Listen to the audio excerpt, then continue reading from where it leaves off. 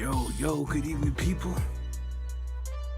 Yeah, this one fresh out the oven.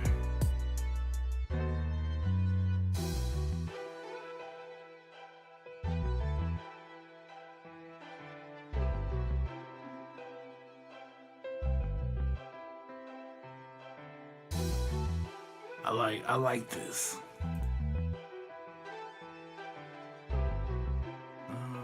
Let's see.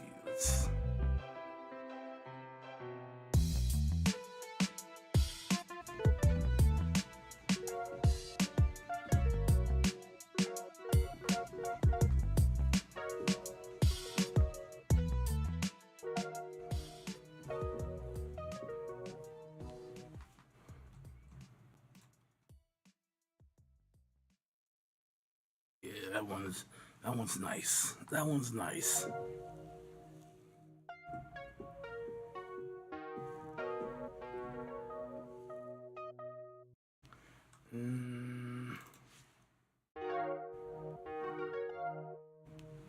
Interesting.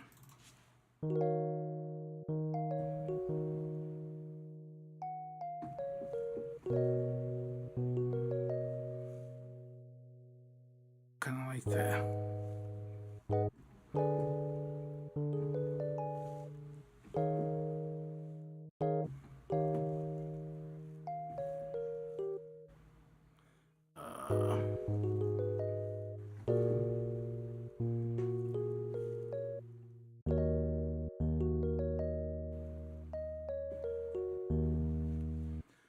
That sounds kind of dope, though.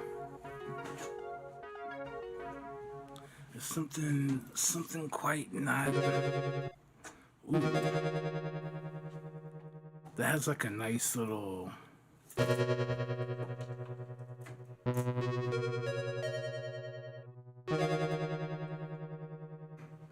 I like that. That sounds very like gamish.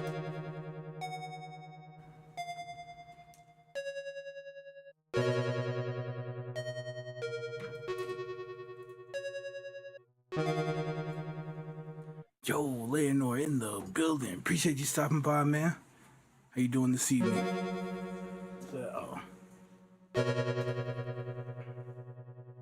That sounds.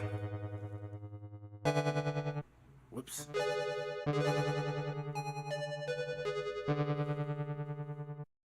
I can't lie. I'm gonna have to try something with that. That right there is.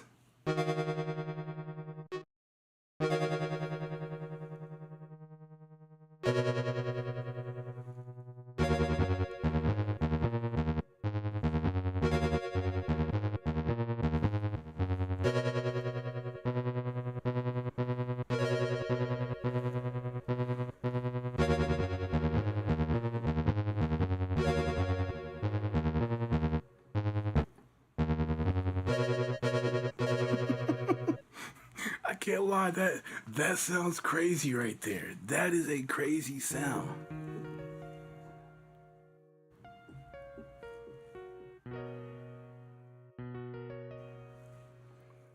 Kind of like that. That's like a nice clean sound. Whoops.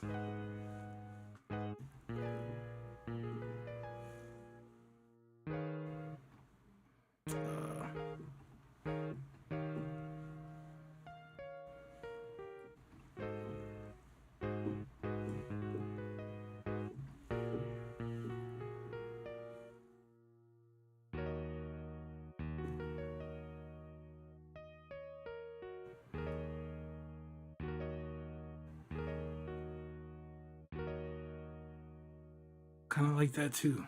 There's nothing wrong with that. It's like it's a really clean.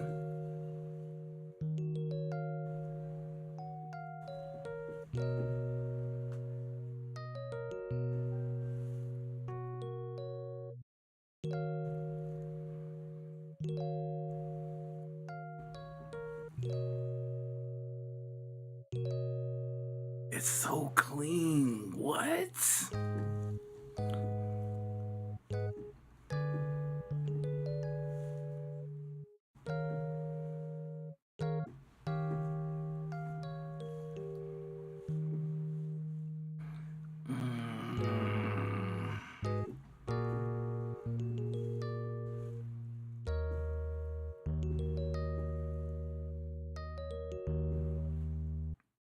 That's clean right there.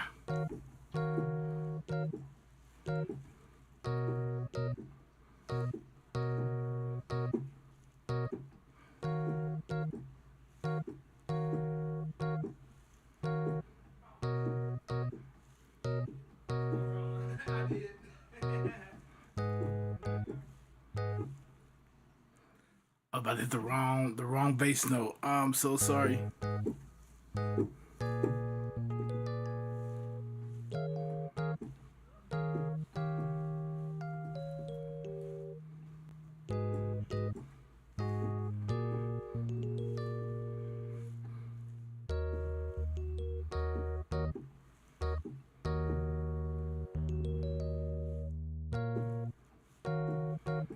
I hate that it's way over here. I have to go up an octave.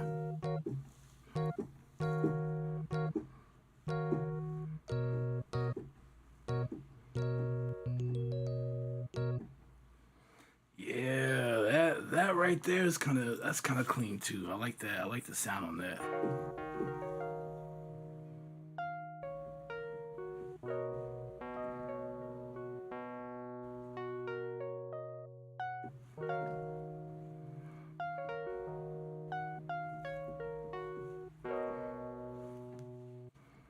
Little on the thin side.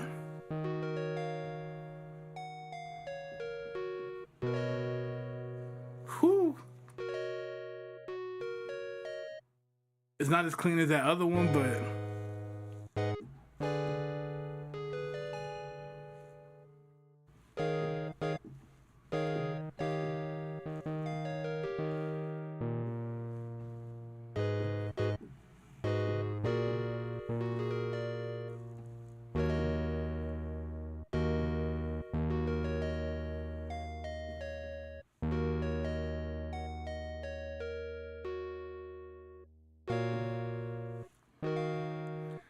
I keep wanting to go back to that note. I don't know why my finger just lands right there. But that's dope right there. That is dope.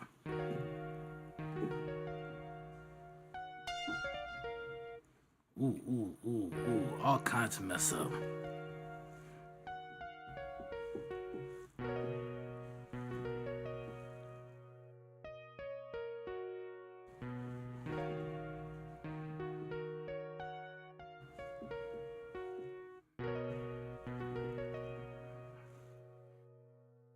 I like the way this sounds.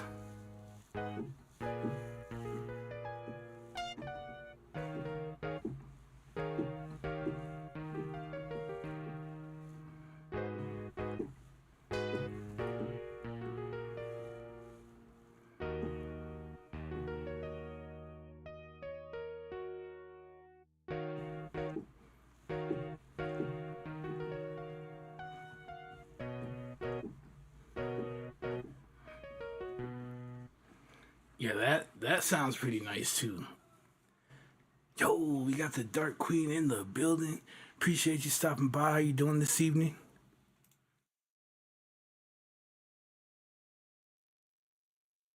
Queen herself is in the building. You know what? I didn't do my bad, Leonore. It just reminded me. Boom, there we go. I have to switch it to show it's from YouTube or it doesn't. And this bot's slow too. But there you go. There you go. I'm doing all right. Was outside and was watching the kids. I walked out there and I was like, all the kids were just the neighborhood, right? Just our kids, their kids. I walked out there. My brother was like, "Nah, you coming out here with me?" I was like, told my other brother, I was like, he's out there looking like the neighborhood babysitter. He trying to drag me out there. But yeah, we watched them play, run around, stuff like that, and so it was cool. A nice, chill, relaxing day. How about yourself?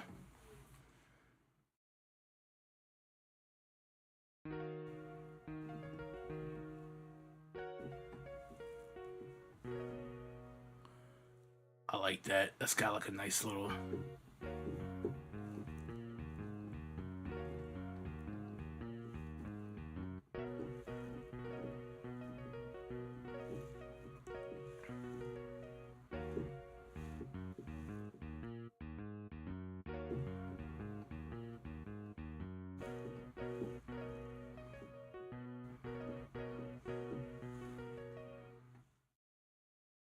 I keep hearing that like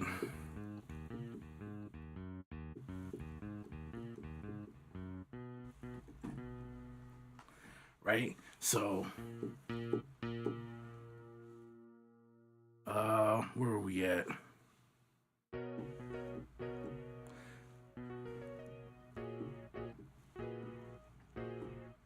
How are we gonna pull this off?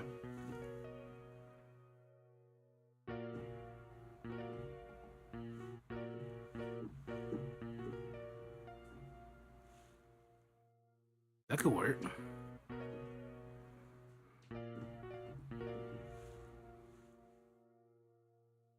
I could go with that.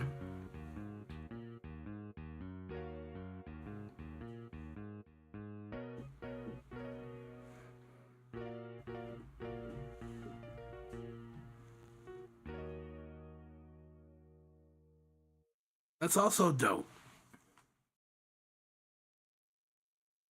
You know what? Let's take that and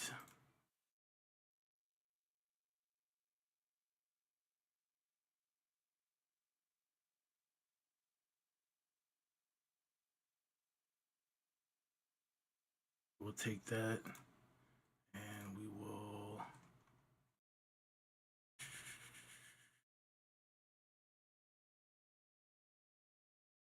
pass it. Done?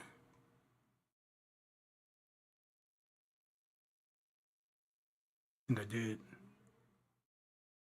You know what?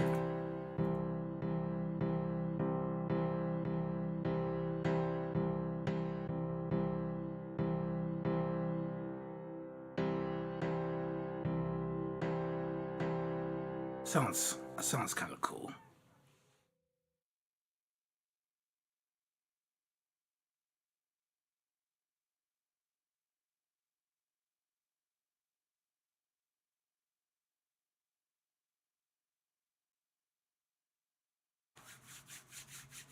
So, during the intro to the stream, I played the latest track that I got pushed out. Sounds really nice. I had to give it that final listen. I had to make sure everything was blended like just right. I could definitely appreciate the bass, but I was like, just make sure everything else is, you know.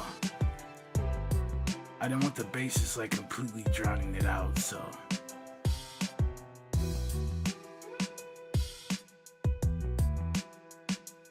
Yeah.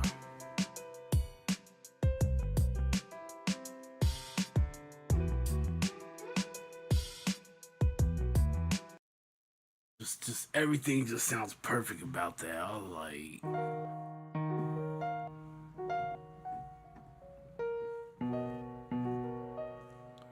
why is it doing that?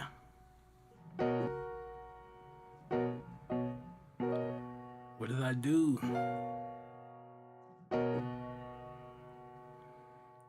Is it? It might have still. I was gonna say. There's something about it. You can like hear it popping. See that? And then the notes just. I'm wondering if it's me just kind of slamming on it too hard, or if the system is still trying to load all of the samples.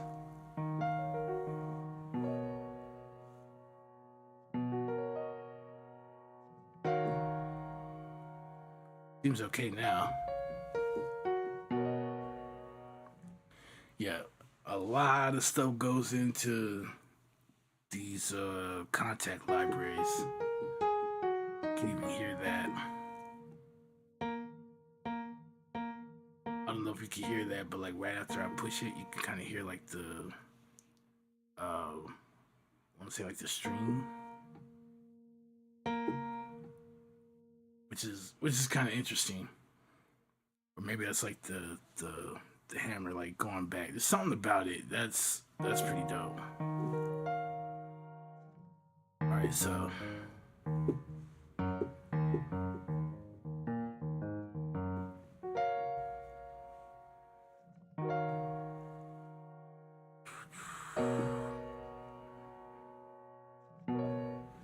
So, all right, we got that, and let's get our.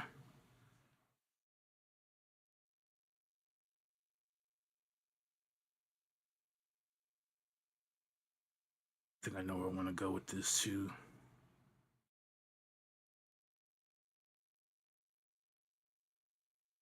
All right, shouldn't have cloned it since it took a while for that one. All right, here we go. Boom, boom. Was it? I think it was this one. Just loaded in here.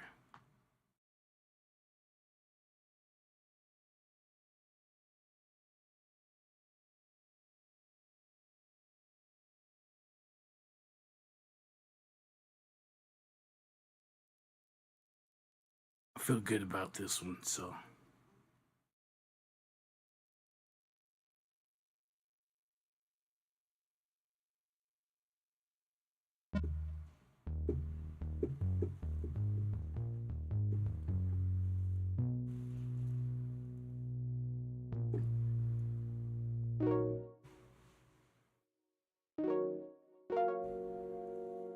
Doesn't sound really good up there, but we can use it for the low end, right?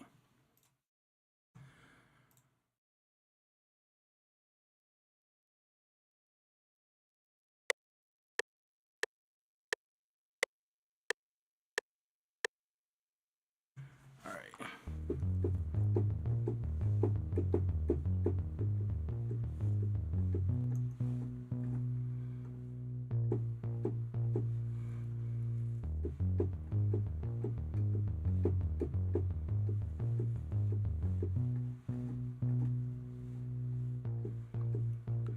Let's see if we could.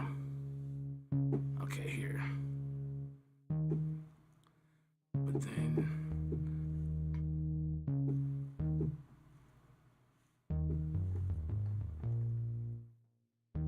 We could maybe. We could do that.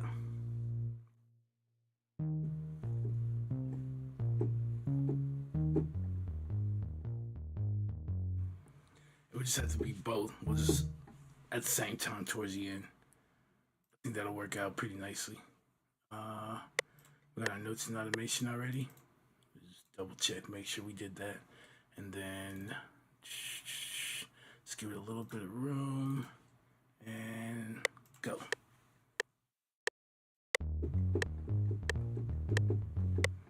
A little off.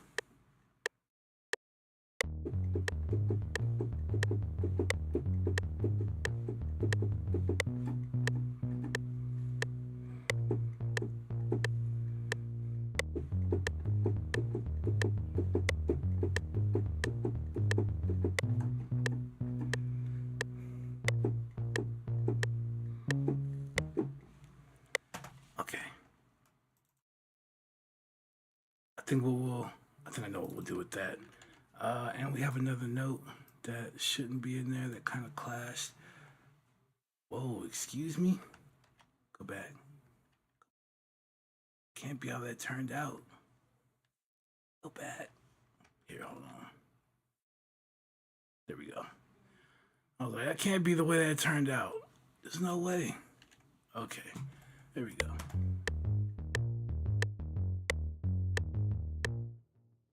I know. We'll fix the latency. Wait. Yeah, it is here. We want this to kind of just single. Okay, that's fine. Okay.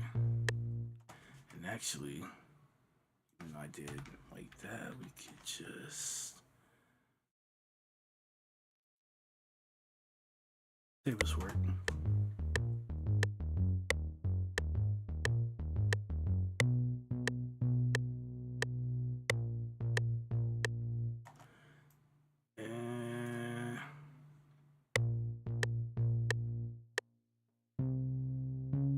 Here, and then I want to keep that there.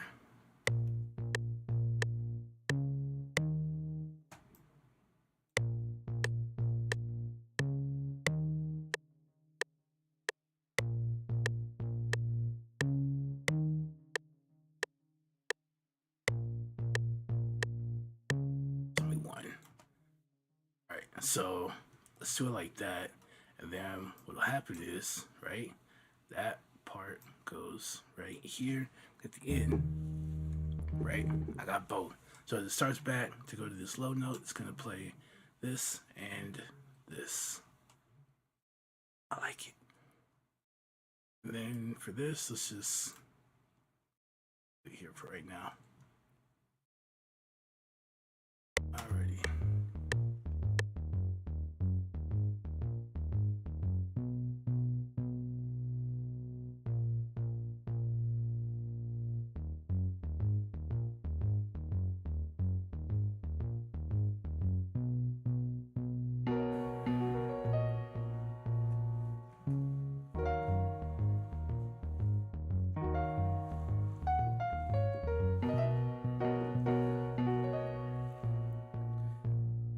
What was it? And then we went.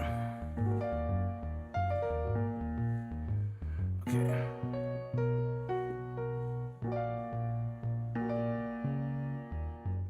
So we could leave out the.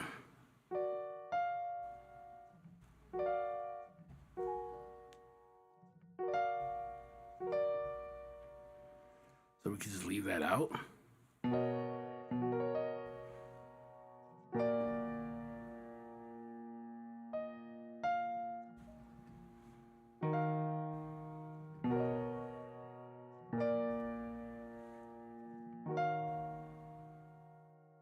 So we could do that instead. It does feel like it's kind of loud, doesn't it? Here.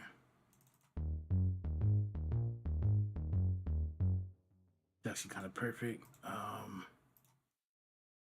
This thing.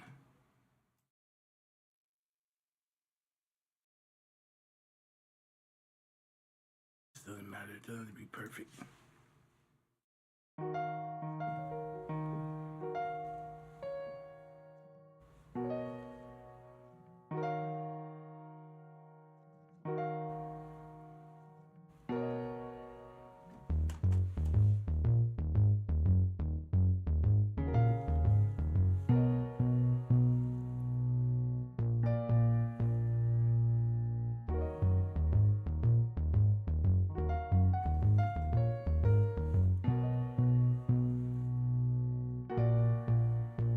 So maybe the first time around I could do it like that.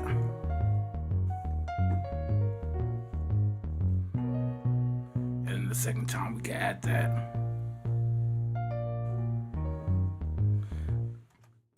I think we can do it like that. Sounds like an idea to me. So let's go to 2. You know what? What if we I'm on the wrong.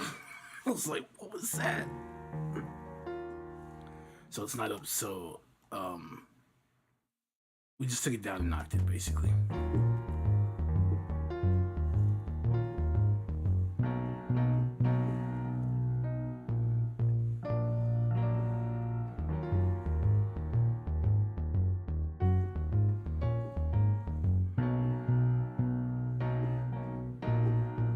So, okay. So instead of using 4, we'll use 3 there. So, basically, I am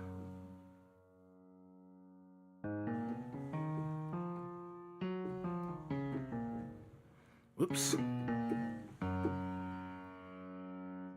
Right, we're again in F sharp major.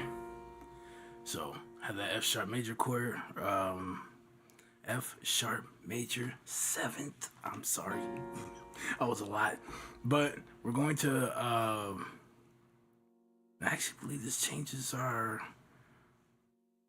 Does actually this would be a E flat minor 9. There we go. So that would be the F sharp major 7. But and this is something I was talking about last year, right? You can have a chord. So you're gonna play your C major, your C major 7. It's a 101 in reharmonization. So you can take the bass notes you're playing, take it 2 notes down the scale. Okay? And you could play. It'll give you a whole different sound, right? Yes, it does change the chord qualities as well, but it's just, right?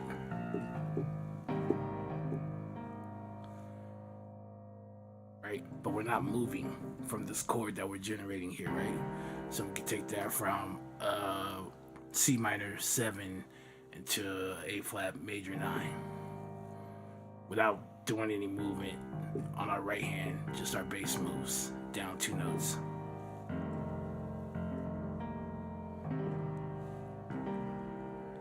Right? So you can get some cool stuff like that, and that's basically what we did. So here's that, but you take it down 2, right? And then when we come here to play this, right, we're just going from here to here, but we're going to change our bass note 2 notes again. Sounds dope, doesn't it?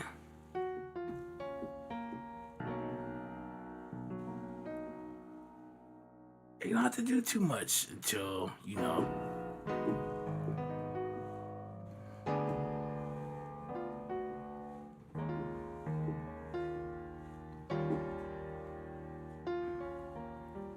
we're not going to talk about that. That might be a little technical, but all right. Just in that beginning, we just go from here to here, right? And so that's still,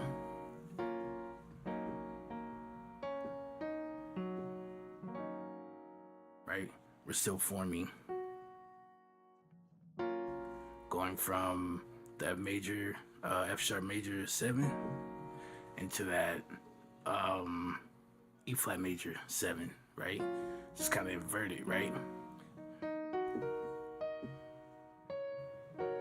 So take these 3 notes, put them on the bottom. This one's right next door, right? Then you have this and this. So never be afraid to experiment when you're moving around, because sometimes you'll find a way to hop from one chord to another without having to do very much work. And those are the best kind of sounds, right? Alternatively, if you're playing chords and they're all in root position, you're in FL Studio, just hold Alt-K. You got a little thing right here, and you can actually set the range, and it'll actually, you know, help you out there based on the range you set. Won't let notes go past that. So it'll automatically invert and drop something down or whatever it needs to in order to keep it close, right?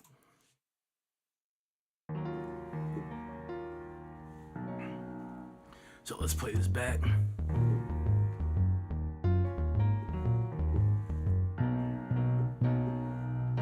So here, instead of playing all 4, I want to leave this out because it sounds a bit not as, this note is kind of,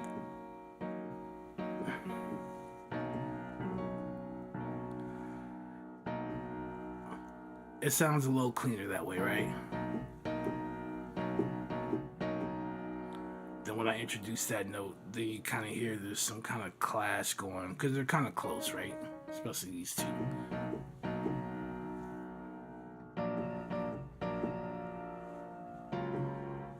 Oops. Let me go back here. Okay, so I just gotta remember that.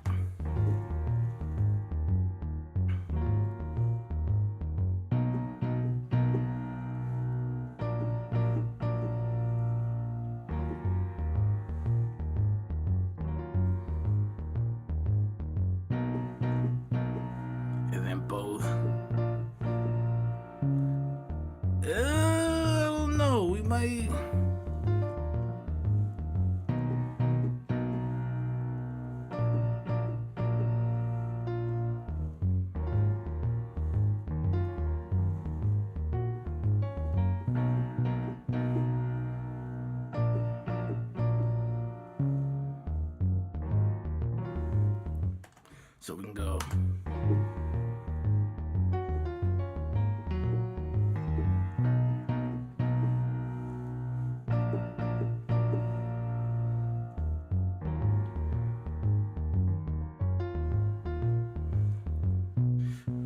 So maybe something like that.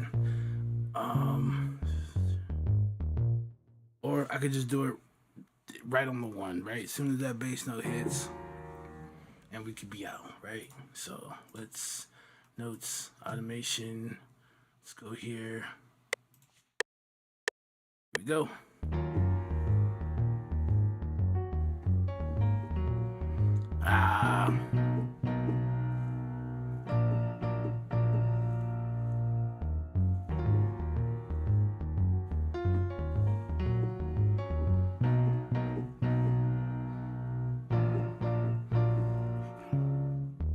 I knew it. I felt it in my fingers. I was like, you know what? I'm gonna drop this.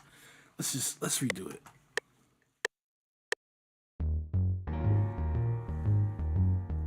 Okay, we can just leave it like this.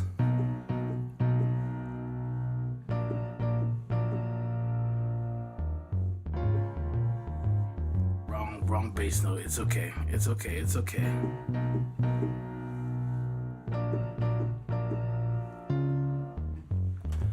Okay, boom, done. Right? It's just one note. We're okay. We're okay.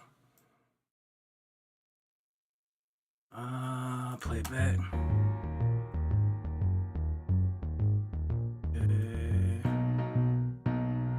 Chorus. We know.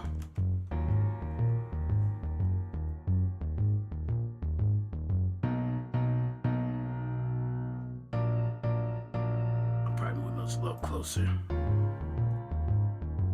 And I hit the wrong note there. So it should be here. Move this over. Okay. And then do we want to put this right here though?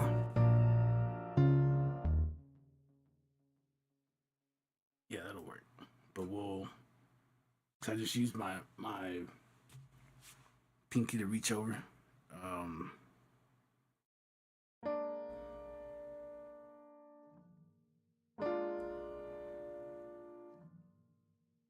And that's okay. That's fine. So we'll just lift this up, and that way it's sounds a little better that way. All right. Now with these, what I actually want to do is make this just a little closer. It's too big of a gap, and it just kind of like completely drops. So I want to get this as close.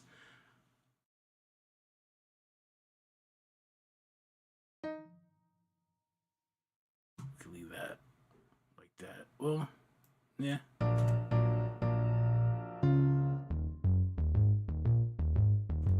I like it.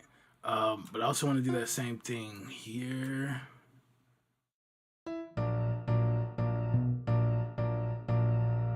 You know what? Let's just leave it alone. Let's leave that alone.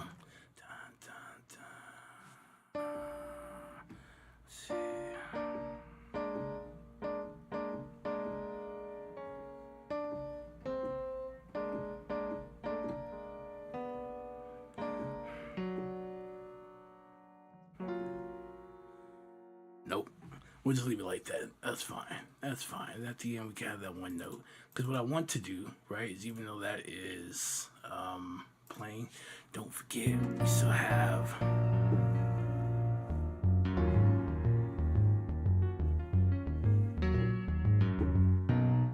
right. So we still have another thing that we can kind of layer this with.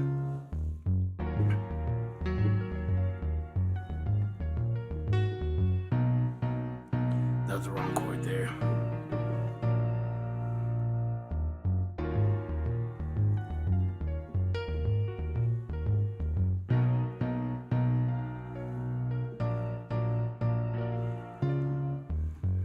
Right, so we can get something else kind of going over the piano here.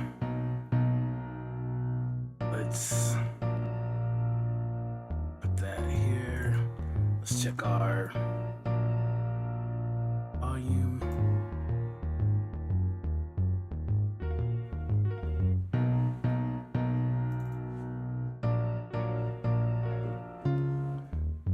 This one a little louder for right now.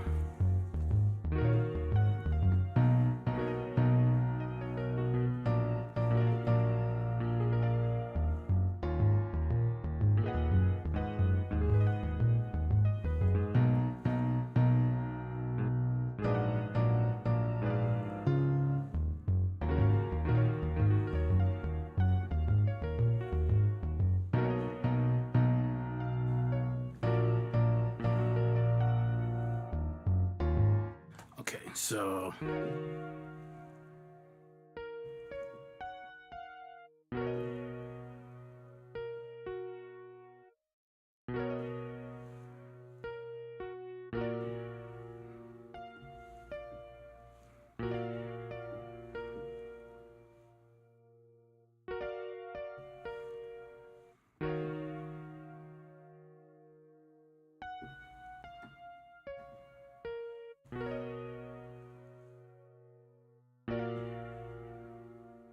dude, this sounds a lot better that way.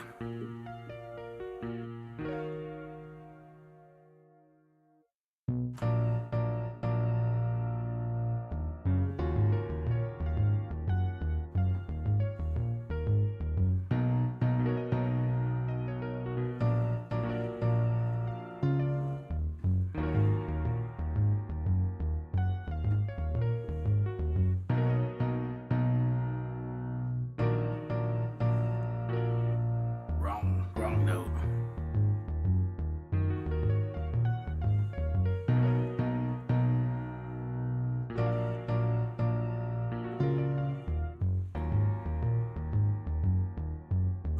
Okay. I could have it follow the piano and it'd be like a layer, which isn't a bad idea. But I want to see if I could do something else. So for the moment, let's work on something else, shall we?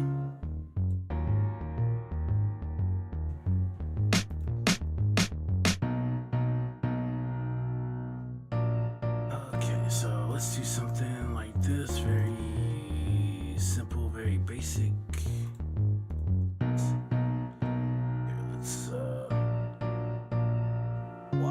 Why is it like that? Here, let's do something like this. Right click. Shh. We're not talking about that either. Put every two like that was just supposed to fix all my problems.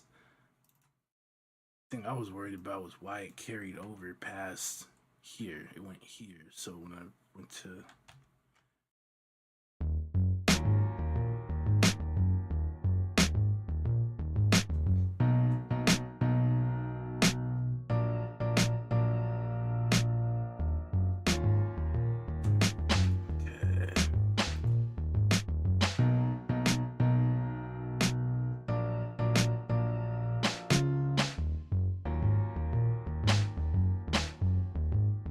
it might get replaced. I could add that in. I could add it in, right?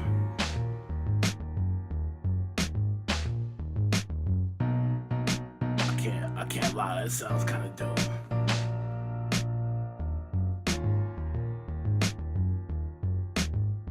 Oh, of course it won't. Of course it won't. Okay, we do that ourselves. That's fine.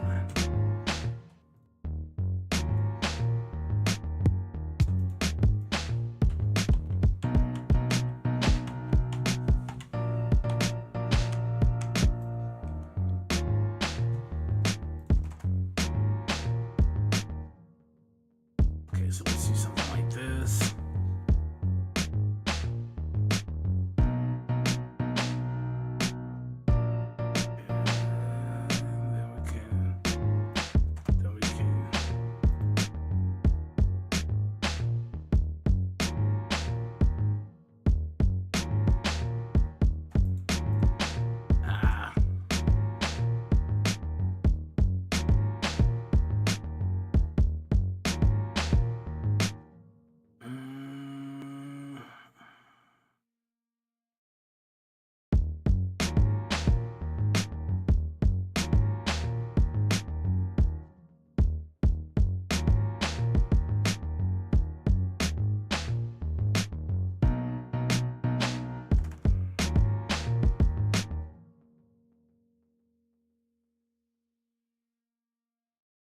Maybe I'm missing something. Could we get something in here real quick just so we can?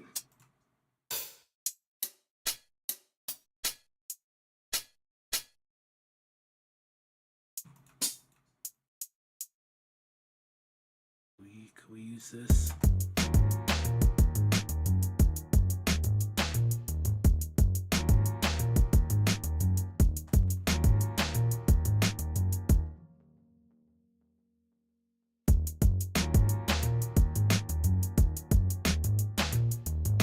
Put the swing on it here, what it sounds like.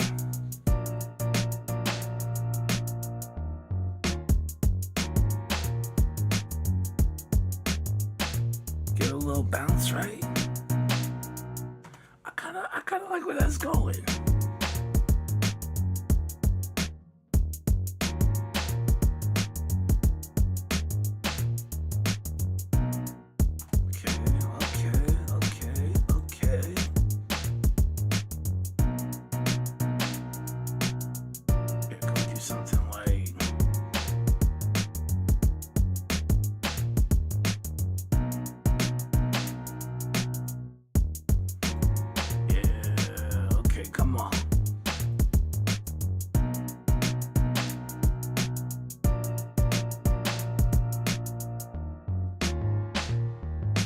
Come on, we getting somewhere.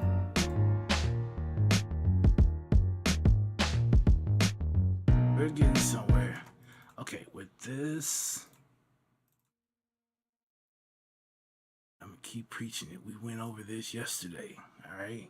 Went over this yesterday. We're not robots. All right? I do not expect. We not in the. How do you solo something and not get what? Please tell me I did something wrong. I definitely did something wrong, but we're not gonna talk about it. Shh. I was trying to play the looped area. There was nothing there. So, we're not robots, all right? You ever heard a drummer? Drummer don't sound like this. Why? Because the drummer is not using the same force every time they go to do something, right?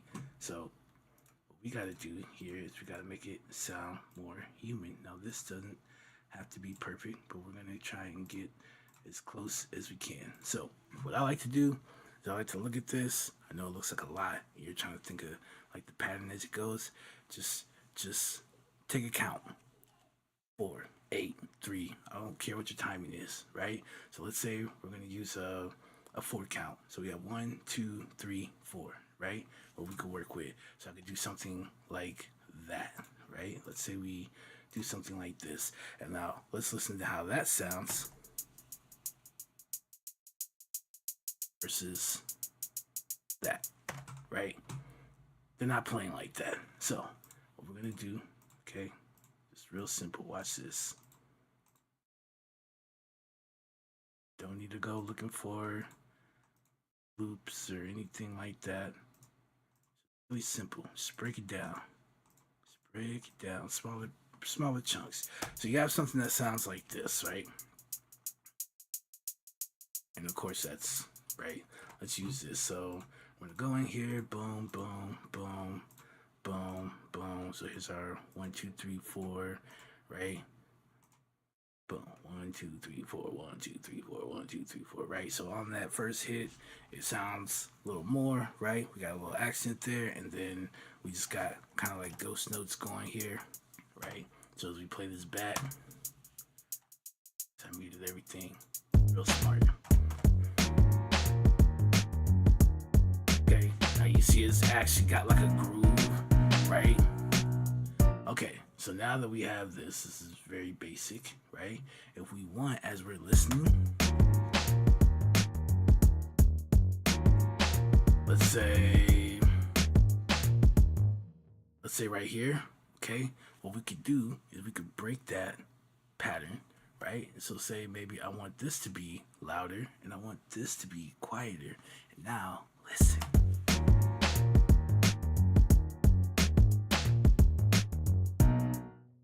right? So now you have,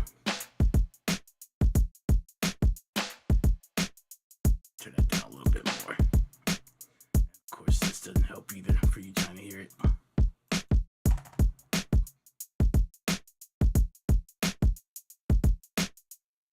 Right? So now you're getting some groove and you're getting some things that are, that are not on time here. So now your three actually, right, is a little bit more.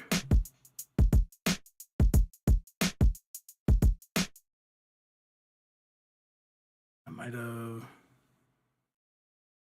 hold on, I butchered something somewhere. No, it's fine. So when we get here, we're gonna make it like this, boom, boom, boom. Let's say we're gonna take this one here, all right, and we'll do a similar thing. Maybe we could do something like this, right? So let's take the kick out too. Right, so now you can hear the hi-hats are kind of dancing, right?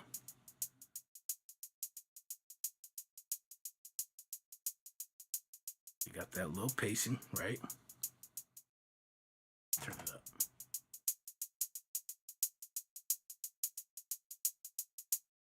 Right? Now you got something that sounds a little more sophisticated. You're like, I don't have drums, I can't do, I don't want to hear that, right? I don't want to hear it. You can do it. You can do it. I believe in you. All right.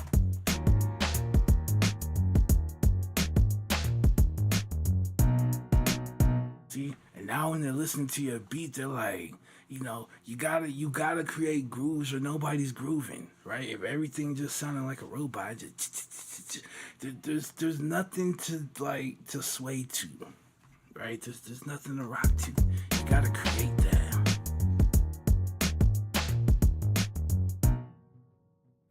Even take this, say we like that, and we just want it to repeat, boom. We can delete this out of here, and then we can replace it. All right, so now we got something that repeats. Go back. Why does this feel like this is extending longer? That's right. So let's take this. They're going to be a lot longer. Sorry. Take that. Boom. Over. So now you have a nice little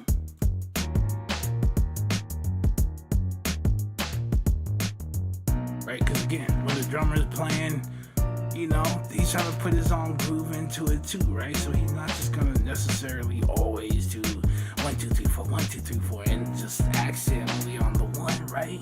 He might want to change that up a little bit, right? He's feeling it too. He's stomping. He's going too, right? You gotta give him some feeling. Can the drummer get some? Can the drummer get some love, man?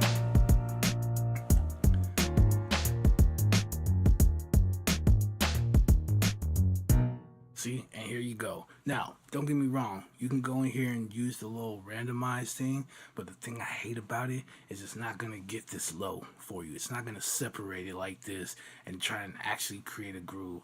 All it's going to do is take all your velocities that are at the same, and some of them are going to move, and then some of them are going to peak and touch the top. And by the time it does that, you're going to stop, and you don't get nothing like this. So, manually go in, right? Think about your timing and then set a basic pattern so that it's within your timing, and then go and just change some of them. Go, well, okay, I want it to flow like this for a second, but right when it gets here, I'm going to change that, right? So we're not doing this, right? And all of a sudden, we get changes here to kind of disrupt it, right? So we went from doing a 1 2 3 4 to where this looks more like an 8 or a 12 or whatever, however many's in here, right? So now you got more to kind of work with within that, and then you can change it as it goes if you want to.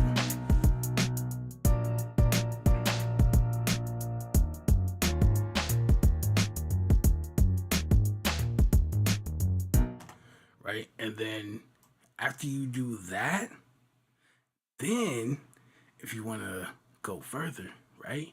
Then you can start looking and go, oh, well, I wanna set some triplets here or over there, because you already got like a basic pattern, right?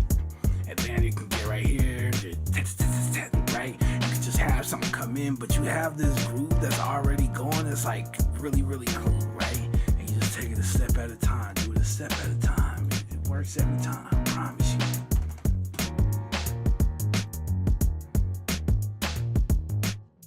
So we can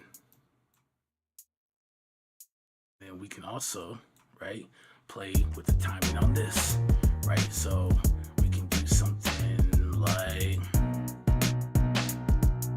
let's say we do this, that, right? So as it comes through,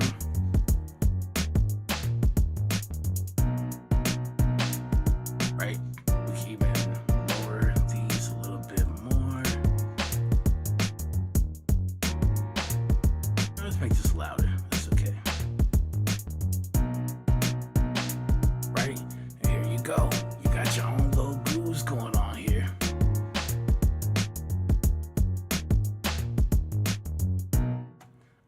Right? And we're just at a basic right now, right? We're just messing with the closed hat. Okay?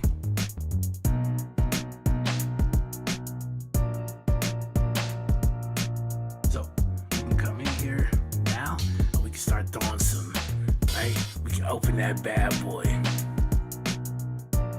So we can have something like this.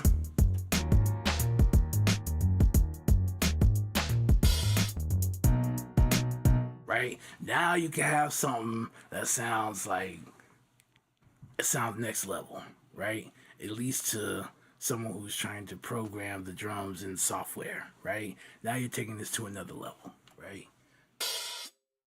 Bang, that's all you needed, right?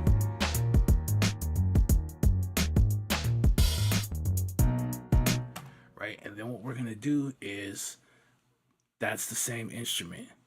The closed hat and the open hat is the same thing. So when it opens, you don't hear the closed part anymore. And when it closes, you don't hear the open part anymore. So we can't have these two running at the same time.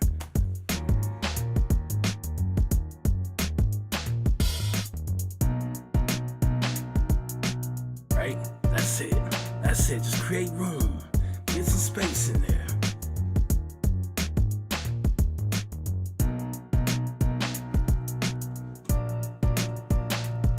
Alright, so let's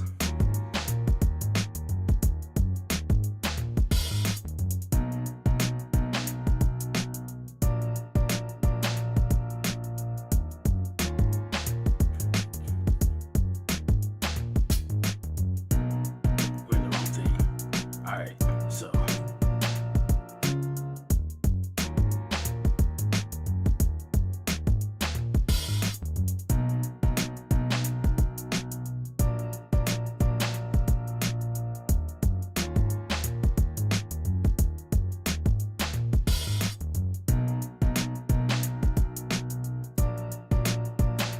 we can go and do some crazier stuff in here with the hi-hats and stuff as well, as we get more ideas, right? And we can actually, do we have to do that the second time around as well?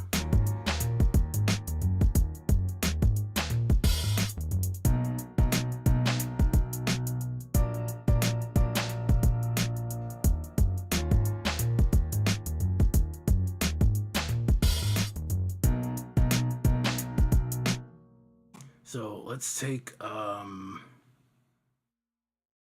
this. We'll take our second, right? 1, 2, 3, 4, 1, 2.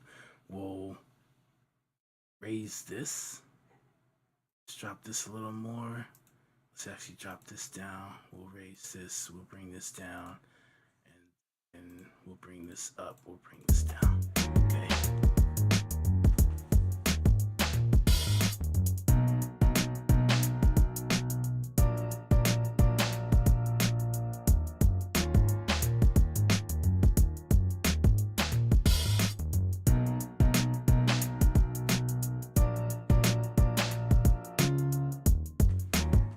So what I want to do is,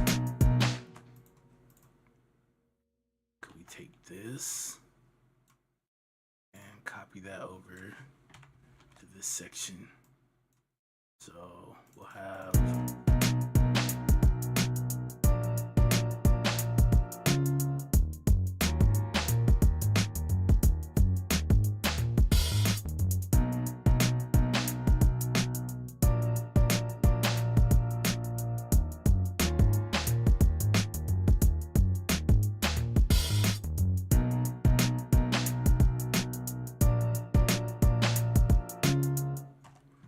and then when it gets here, once we break this down, it'll be something like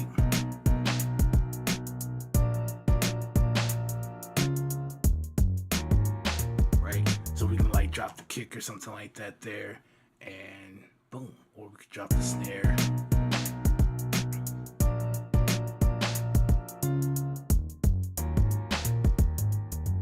Right. So we got some options there.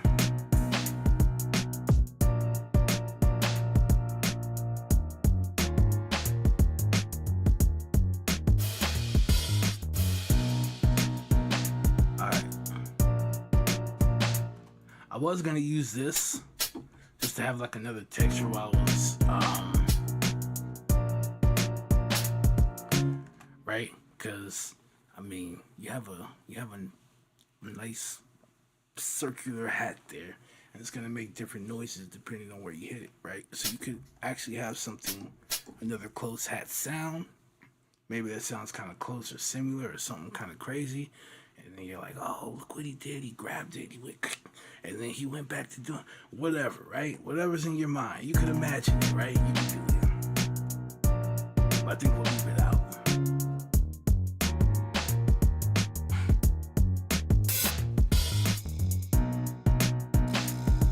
Yeah, I like this. Definitely going with this.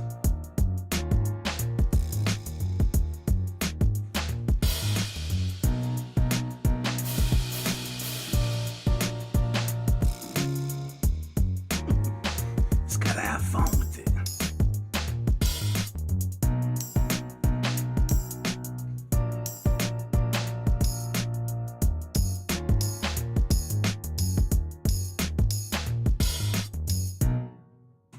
I don't know. You just add stuff in here and see how it goes. And if it ends up being too much, you go, okay, some of this stuff just has to go. It sounds like it's clashing or whatever else. And then you just get rid of it. But always put in the stuff that you like.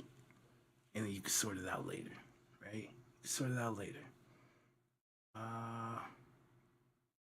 Because sometimes you might get something that maybe with the sound that you selected, it is a clash or something like that, but maybe you could take another something, or maybe it'll remind, like, okay, I could take an instrument, we could follow this, right? We can just one note it, right? And we can just play that rhythm out, but get it out there. Get it out there, get it down.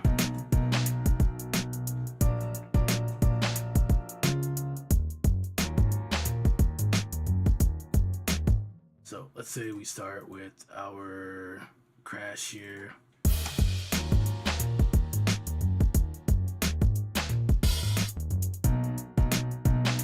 And then, I don't know, the second time it loops around, we can use that vibrant slap, right? Oops, that was too close.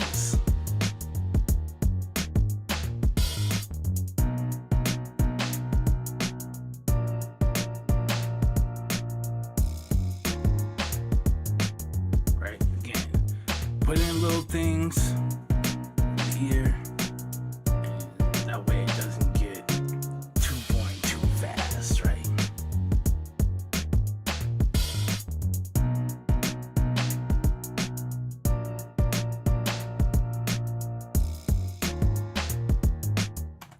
Right, and it doesn't have to hit every time, but right there would be a perfect moment for that to come in. Boom, right? And again, with this thing, we could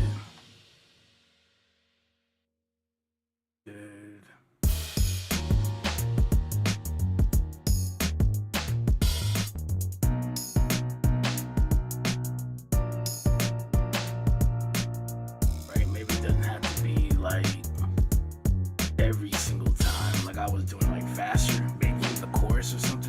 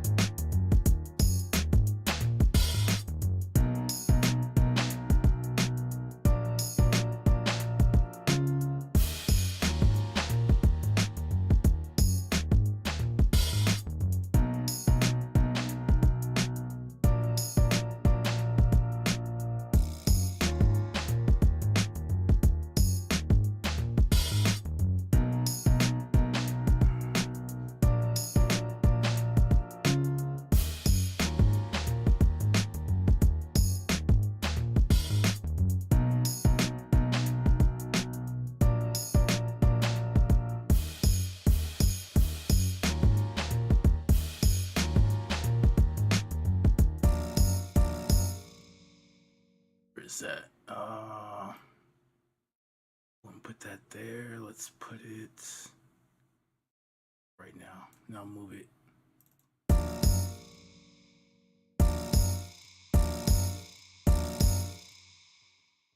Have to be that loud though. We can see that.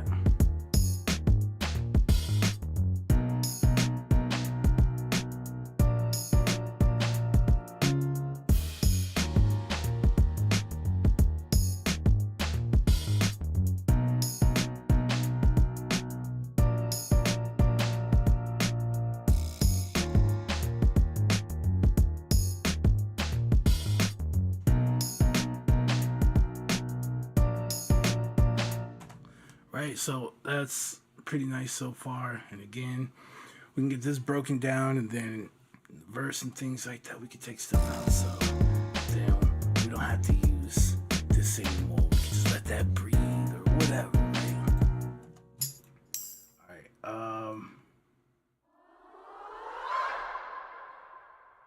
you gotta have your effects, man. I'm gonna use one of these, but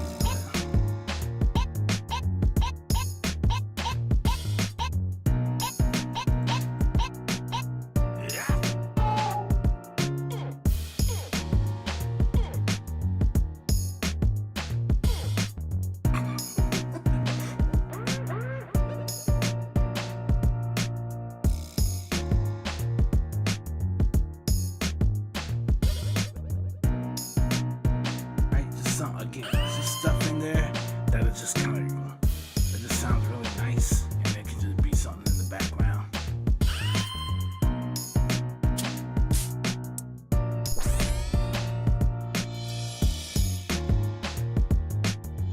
See? Something simple like that. That's fine.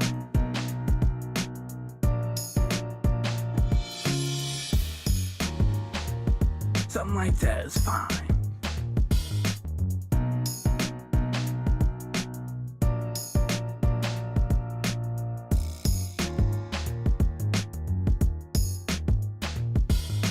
Down to, so hold on.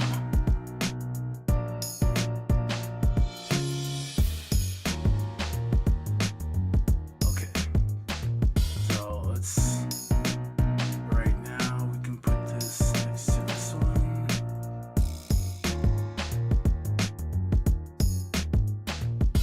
Put it on 18.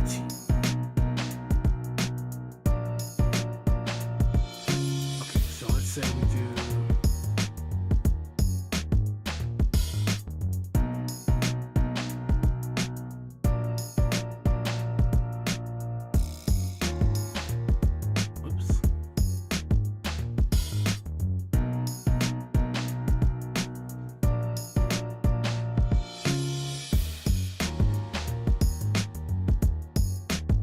now we're kind of getting somewhere, right?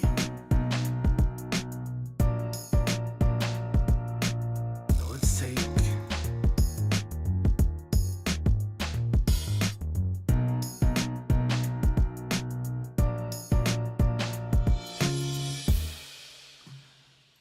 alright, I know it's in a little loop, so it sounds a little bit annoying, but that's okay. We're just trying to create this loop. We can break it down later. So let's take this. I like this synth here, right? But use a little more oomph, right? We can use a little more. So let's take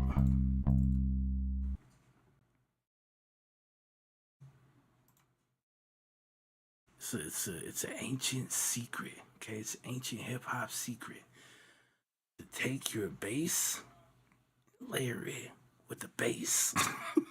All right, your synth and your electric bass here is gonna do some things. So let's take this and copy those same notes. All right, and if you put that with this, ooh, sound nasty, don't it? And we can worry about the blending of that later, right? So let's do Actually,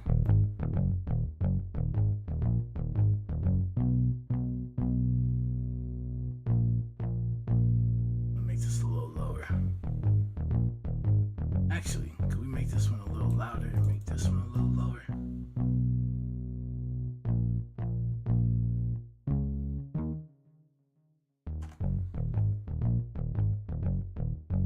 Yeah. And then the way we'll do this, right? That's our sub bass, right? So you'll do something like this. Show you something here. Slow pass on, right? Let's take it to about there. Right, cause we just want this like really, really low end. Let's take it to like 50.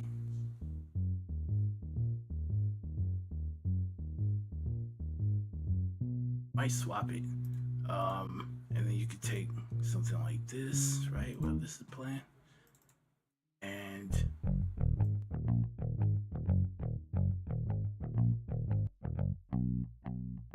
right, if we just listen to that.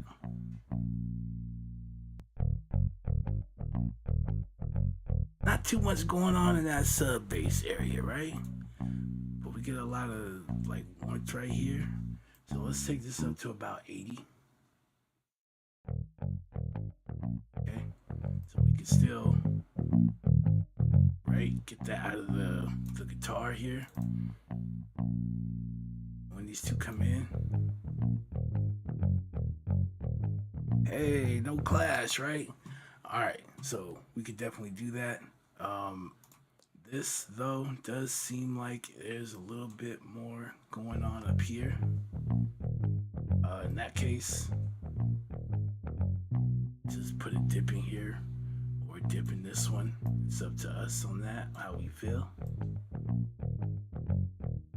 That sounds a little more, that sounds nicer, right?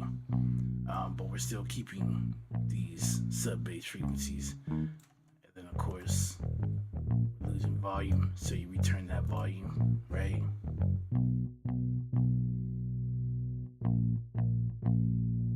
So you have something that sounds nice and clean. You're like, how do you get the bass to sound so? You layer it. You take a nice synth bass, all right, and you take a nice electric, right, and you fuse it together. I'm sure you probably seen plenty of videos of like guys showing off the bass they made for the Michael Jackson songs and all that. Just take from that. Just take from that, all right?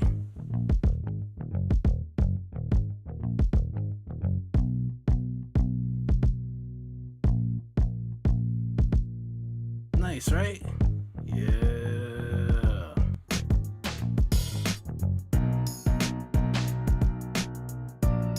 And it fills in that gap. And then what I like to do, because you have two sounds like that, kind of in that same area, what you could do is you could take, right, these two, you could link them here so we can actually see the total volume of the bass, right? And make sure we're not going over the levels that we want, right? So we can drop this down, maybe a couple. All right, nice. But that's something we'll do when we get to doing our mix, right? But for right now, let's just leave it the way it is.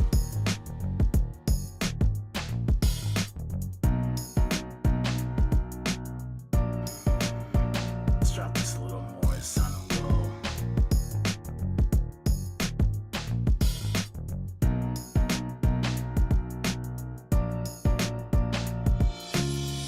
I do it.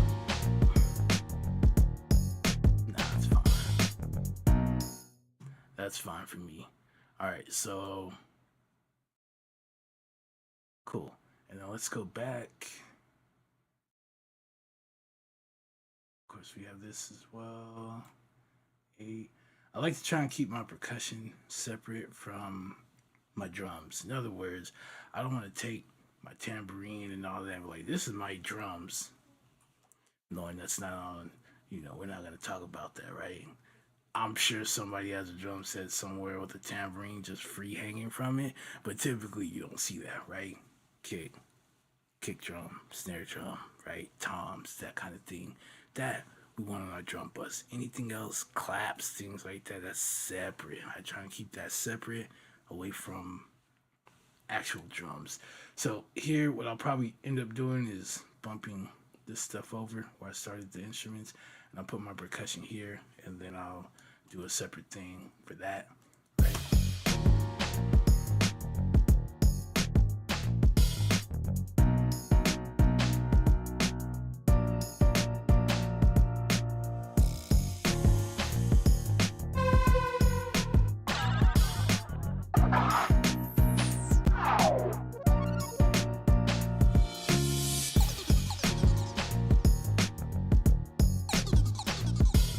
Kind of like that.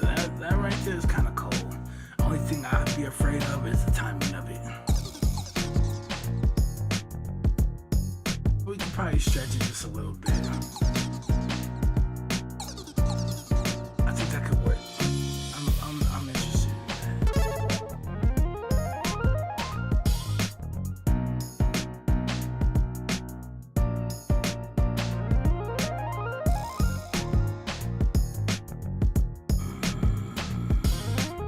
Let's drag that on over too.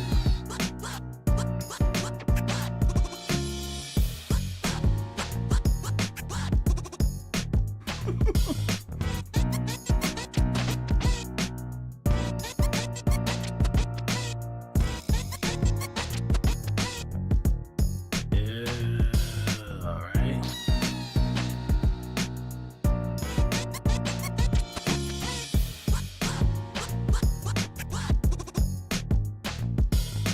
Then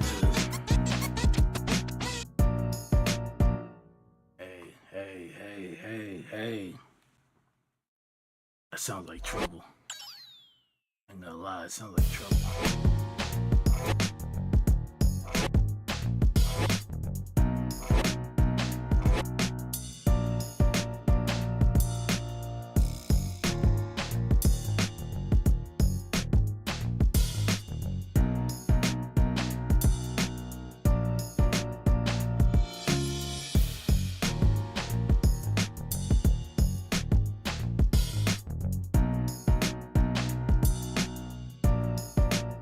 I don't know, something about that sounds kind of nice too.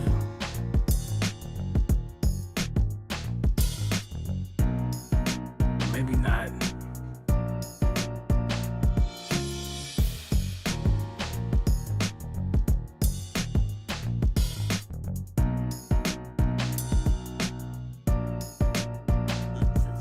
Just in case. Just in case. Alright. I think we kind of filled in the drums a good deal. Can we go back?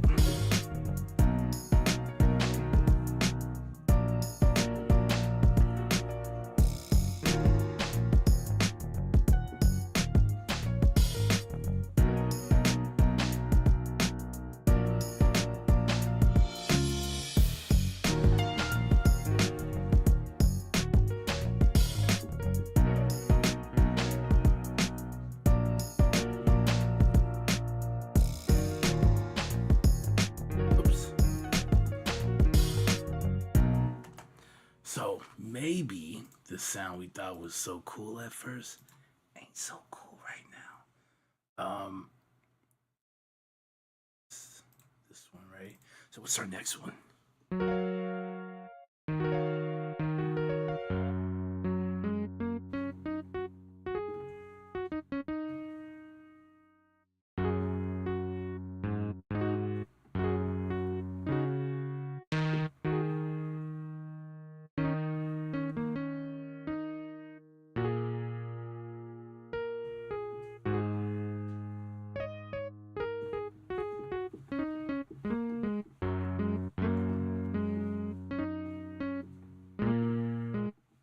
Whatever. So, we did find some really weird sounding sounds earlier, right? Hey, what did I do? Why?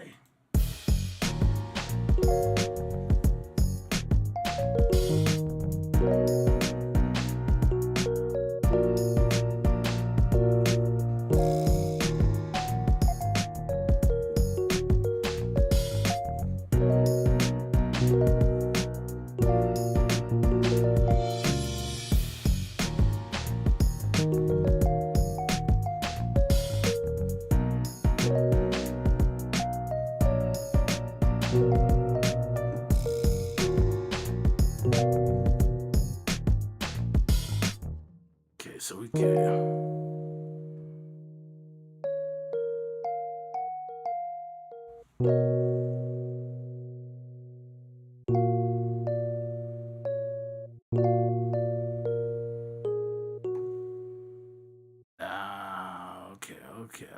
Okay. So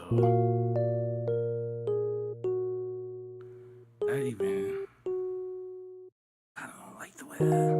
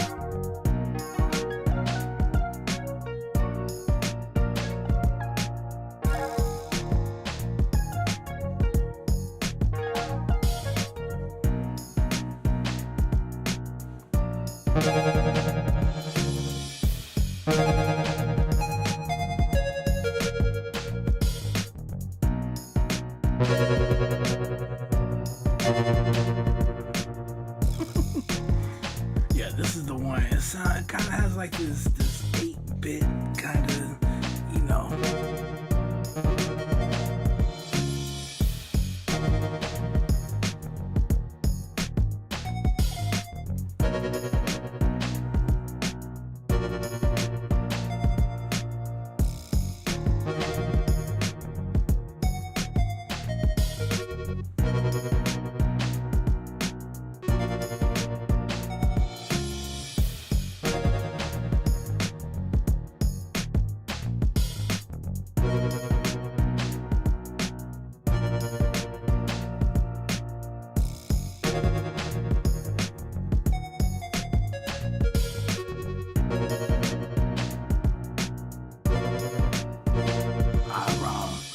Wrong key. That's okay. But yeah, like that sounds wild.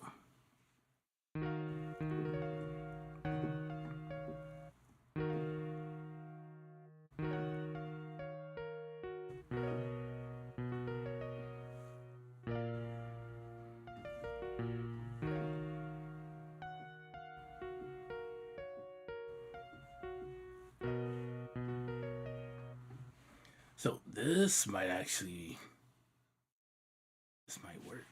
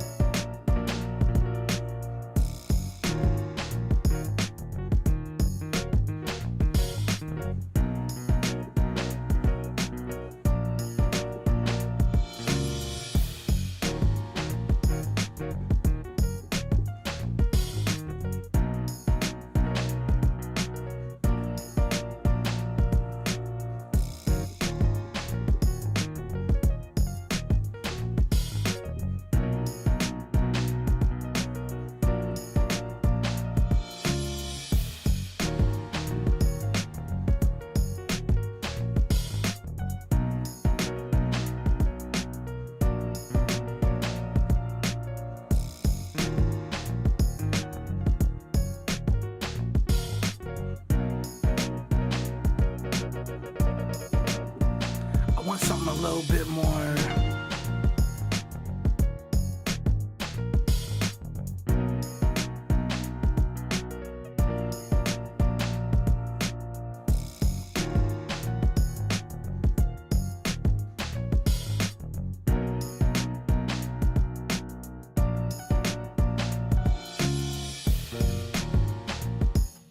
So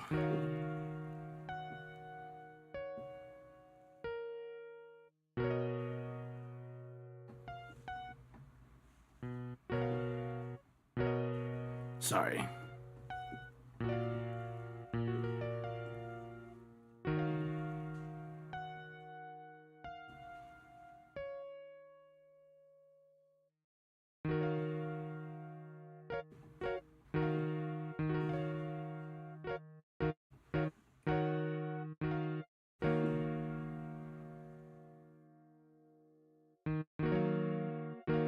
So what if we do?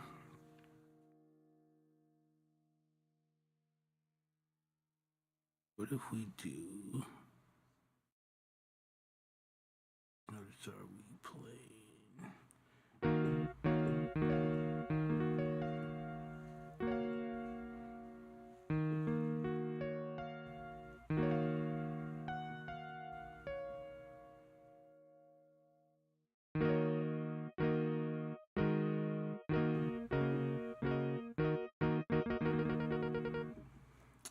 From here.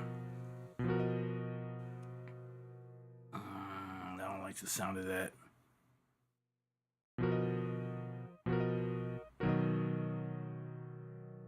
There we go. So we can go from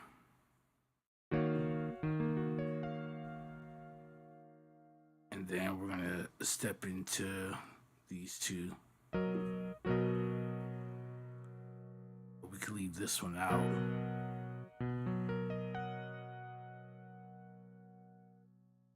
I'm gonna go from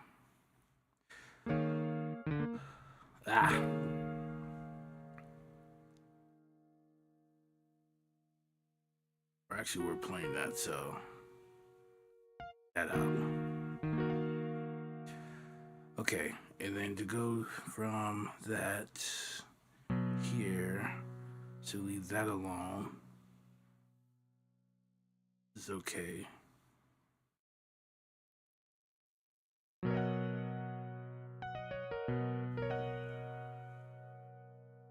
Interesting.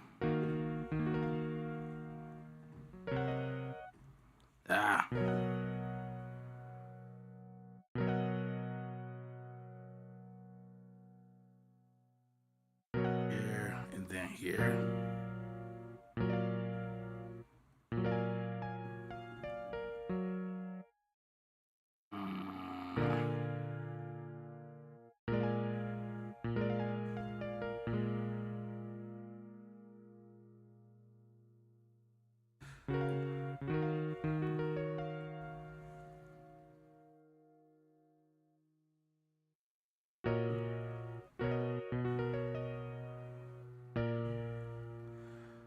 I mean, we could leave it like that and just leave it as a layer. I mean, I wanted to have like just some subtle things, like as the piano is holding, just maybe some, right? Just a couple of notes is just like kind of step out so you kind of hear it, just pops out. And you're like, what is that? You know, kind of just catch you off guard because it'll all play and then you just hear, right? Just something that just comes in.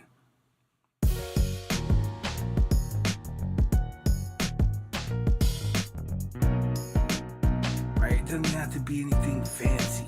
I just want something just.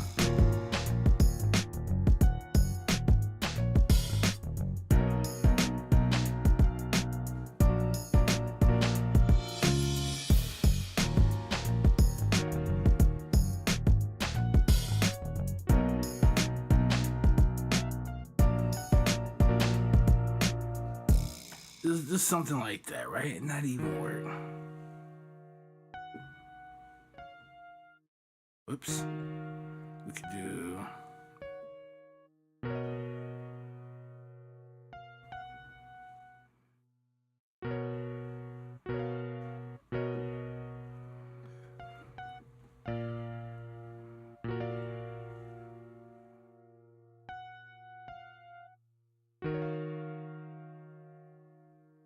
something like that. It'll work, right?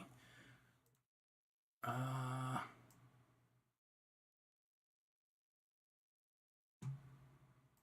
think what I'll do is we'll just follow. I think that's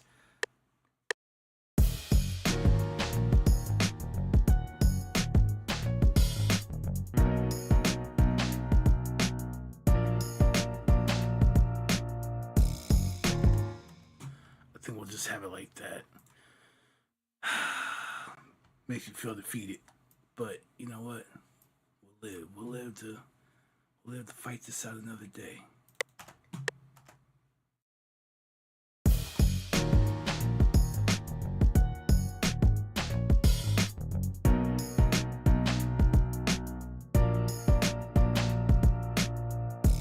I'm okay with this. I'm not satisfied with it, but I'm okay with this.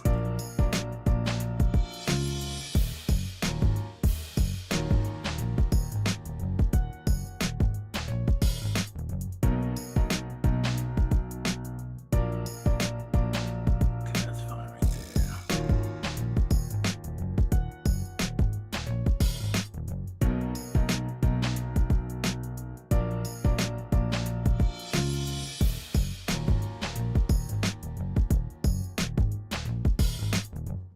Yeah, could we do that? So we can hear that here in the beginning, and then first section basically, and boom, nothing. 2:11, and so basically what I'm doing here is just separating. I'm gonna keep those together. What is this? Tambourine. Yeah, it can go. Darn it. I messed up, didn't I? Messed up, didn't I? Alright, so let's move all of this. This.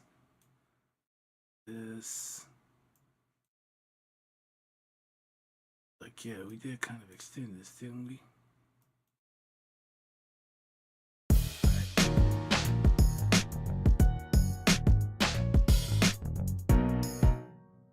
Alright, that is cool. Boom. Next one.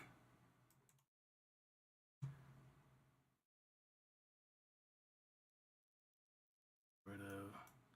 I actually can just open this up and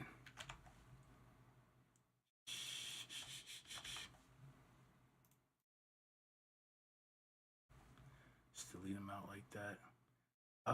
So this, I think I'm gonna leave all this together up until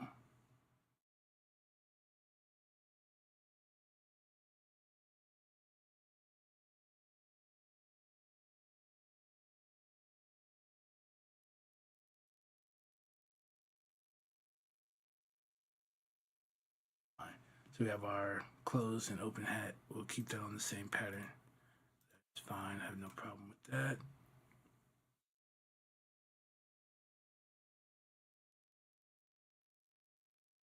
Next one.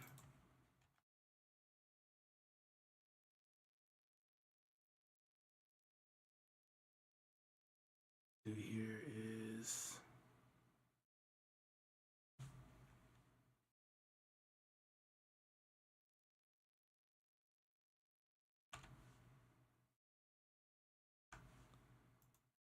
this too.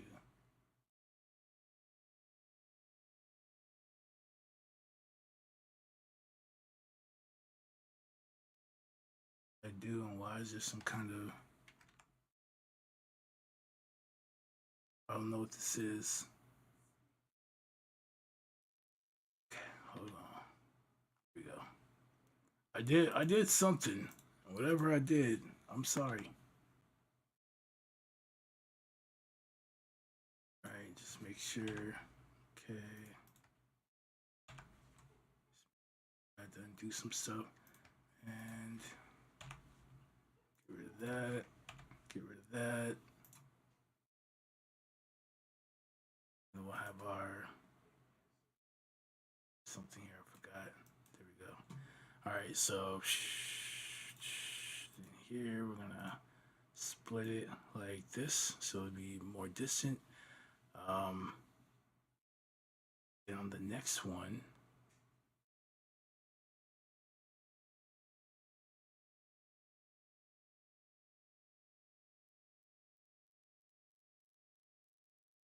I really messed that up, didn't I?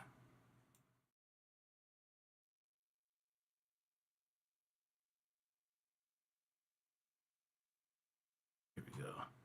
So just to make sure that we actually have the right one here, we'll just replace them and go here.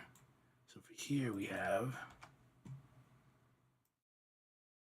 this, and it only comes in just that one time.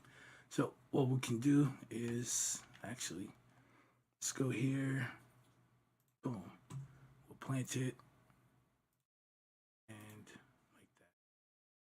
So for the chorus, we'll have it come in more often, as this does. So.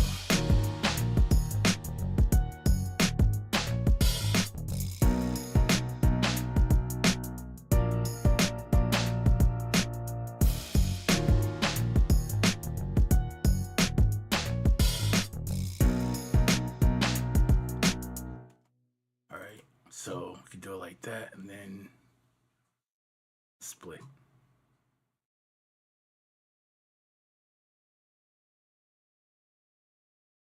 Only I would do that. That's okay.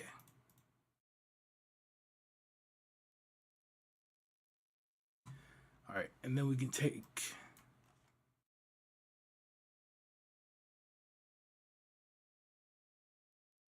anything else out here.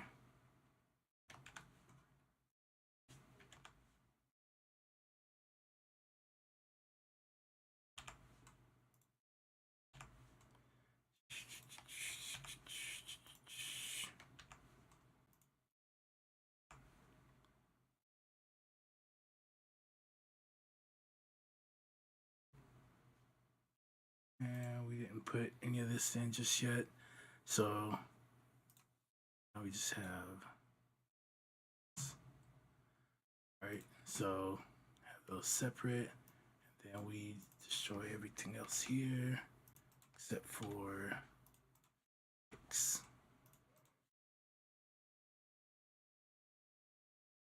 And this makes it easier, for me at least, when it gets down to the arrangement.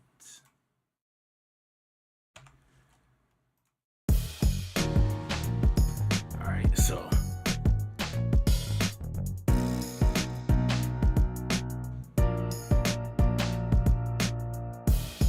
let's say it's going, I'm like, all right, cool, and I just want to do something like, we just want to take this out or something right here. Okay, it just makes it easier for me to do. I got more control over the individual sounds here. And then maybe I want to stop it like right here. So this one could be different from this one because of where I'm cutting it out. Whereas if I kept everything on one pattern, if I wanted to make a change, I had to copy that pattern all the way over just to remove something. And why? Why?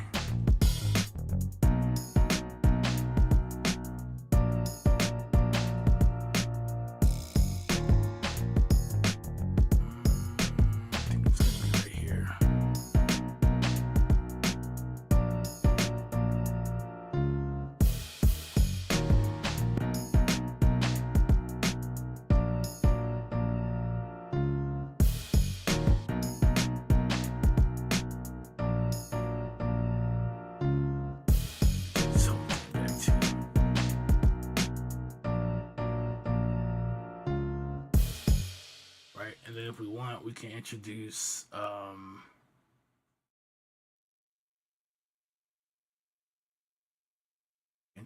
I think it might go here. We can introduce this into the mix.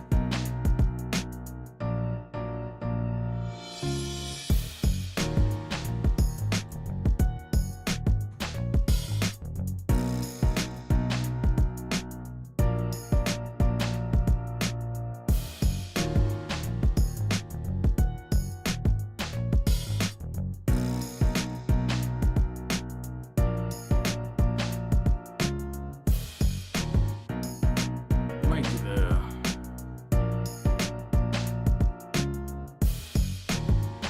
Let's say.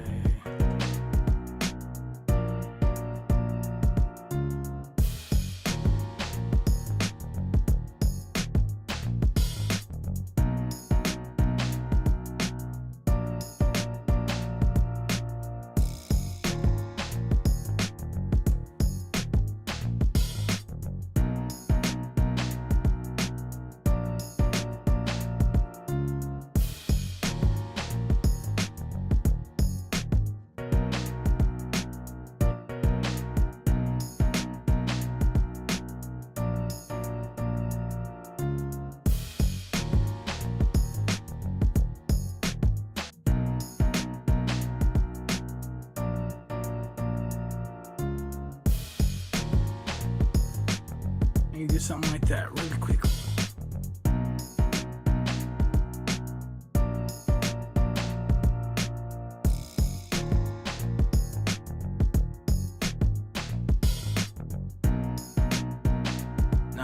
Not bad, right?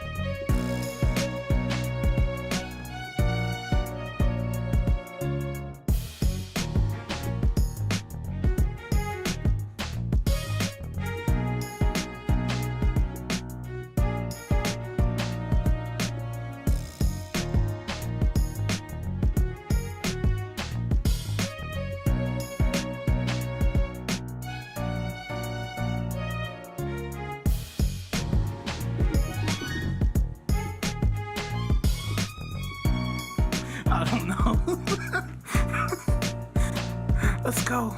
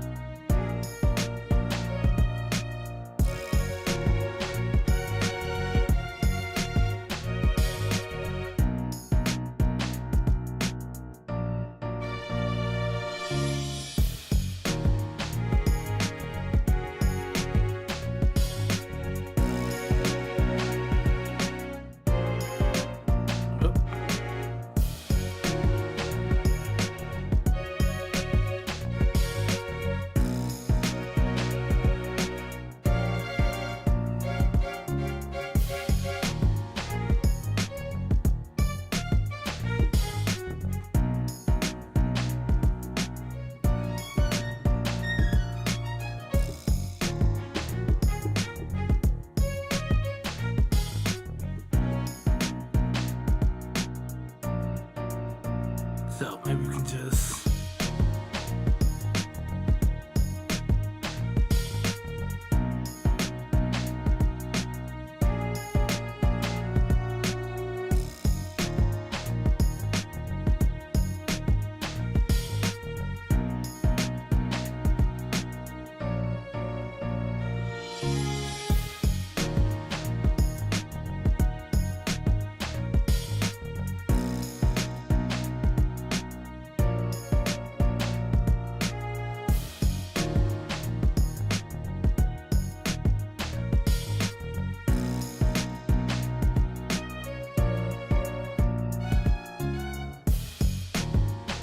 something really simple from the strings, right?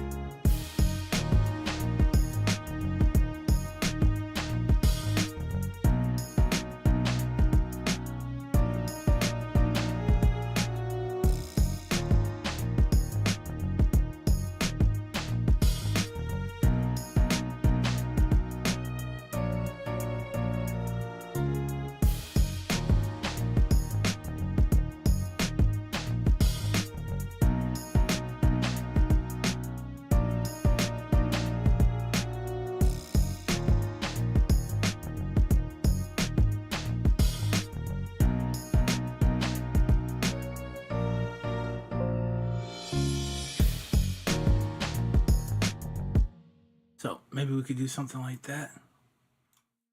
Is that all right? Is that all right? Boom.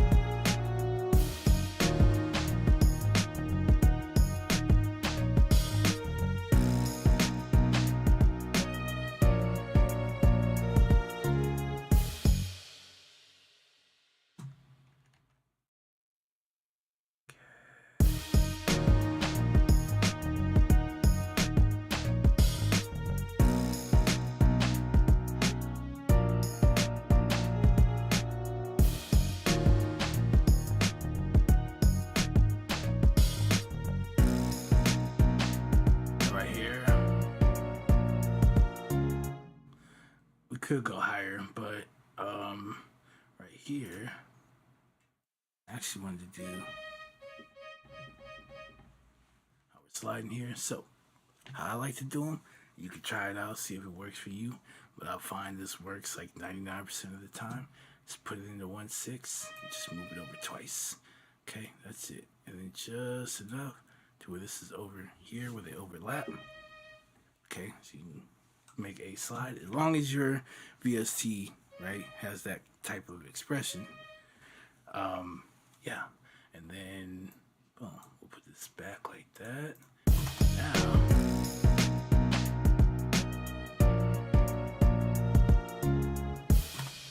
all right, bang, and we're done. That's not what I was asking for.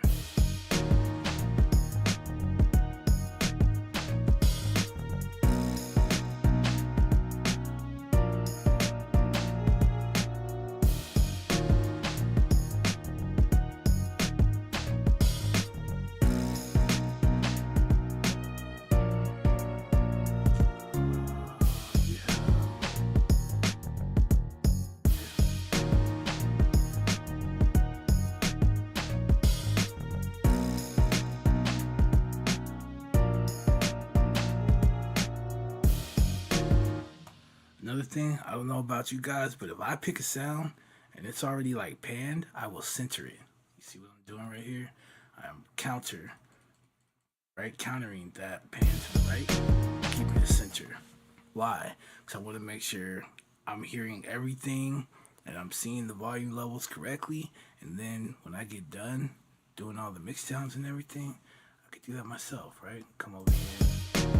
I could push it to the right or to the left, or I could do what I want to, right?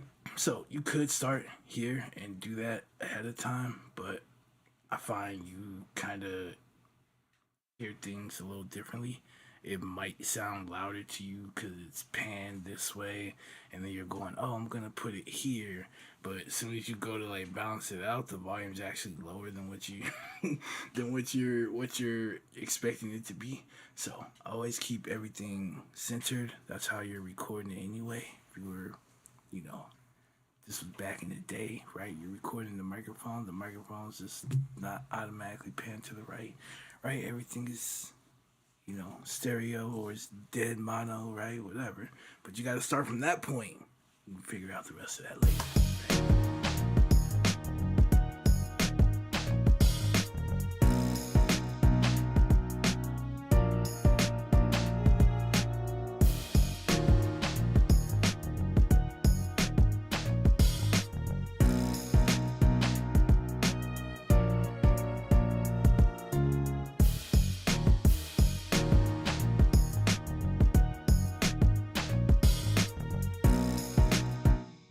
Could be this too, because I just heard when this one was playing, it kind of leaned to the left there a little bit. So that's something I could do in here, and we have all of our panning options, as you can see.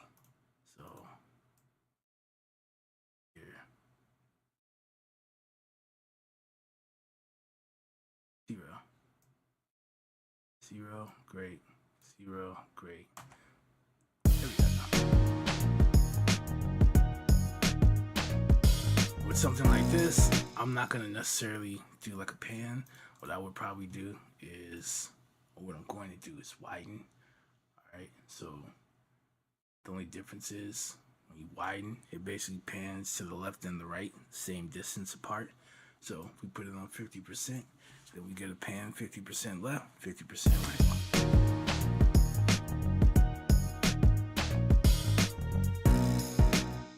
Makes our string sound a little bigger, right? We can go straight to mono. That's what you're looking for, right?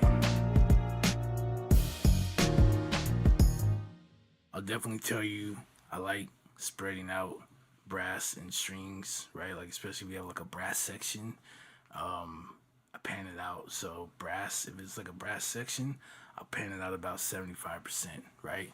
You gotta think about it. When you see like a band or an orchestra on stage, if there's like a brass section, they're spaced out, right? So we're not gonna just say, oh, only the brass can sit on this side and only the strings can sit on this side or whatever, right? We want to evenly distribute this. So hey, the brass might be spread out a little bit more than the string players or however you're gonna do it, but I try and spread it, right? Brass is one, pretty loud, as our strings, right? And so you kind of want to space them out and give that kind of wide sound of all of those instruments playing together in unison, right? You want to do that.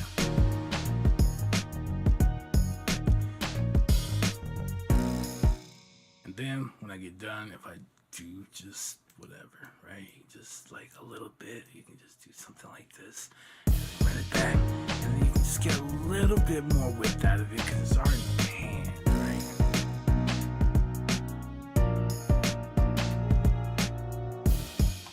So when those other instruments come in, you can kind of hear them, kind of a little differently from the center, right? But for right now, let's just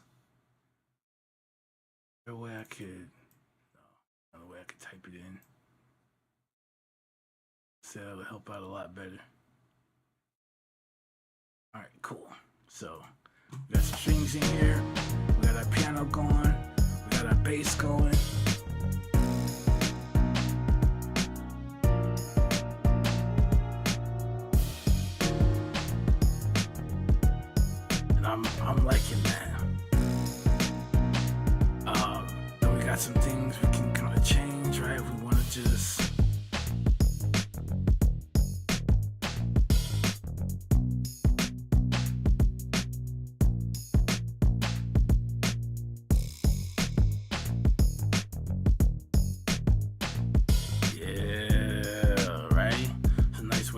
started off and you got a little drop, then you just bring the piano in.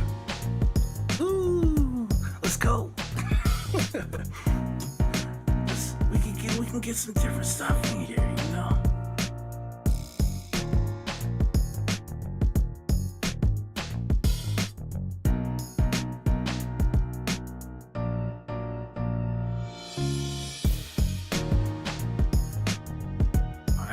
Next time it gets around to like verse 2, we could be like, you know what, we don't need these snares, right?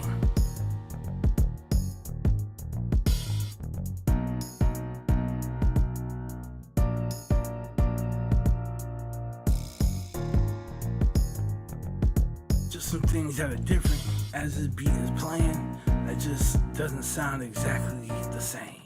Then they're like, you know what? People don't want to listen to the whole song no more. They just listen to one verse and then they turn it. Because the first verse sounds like the second verse, sounds like the third verse, sounds like the fourth verse, sounds like the fifth verse. Why would I continue to listen? I know what it sounds like. I'm not interested anymore. That was all the parts. That was all the parts.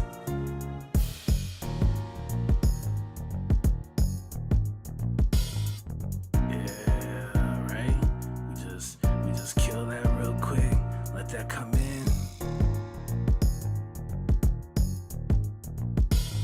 You can maybe even introduce another instrument right here. And then you know what? We don't need this bass. Right? You gotta be able to do this. If you can't do this stuff with your music, come on, man. I don't know. Maybe that first verse isn't their favorite. Maybe it's the second verse, right? Maybe it's that. Right? Maybe we go in, alright, maybe we don't play the exact same thing, right? But maybe we introduce this instrument in again and it's playing something a little different, right? So it gets in, and now, new section, right? Come on, sit.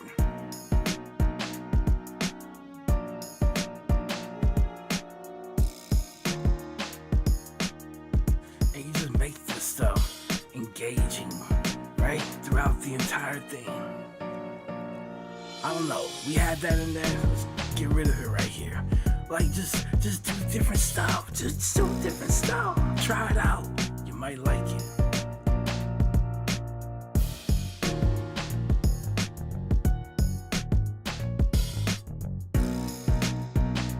Alright. And then we get here. I don't know. We don't need these hi-hats. It's the little things a lot of the times, right?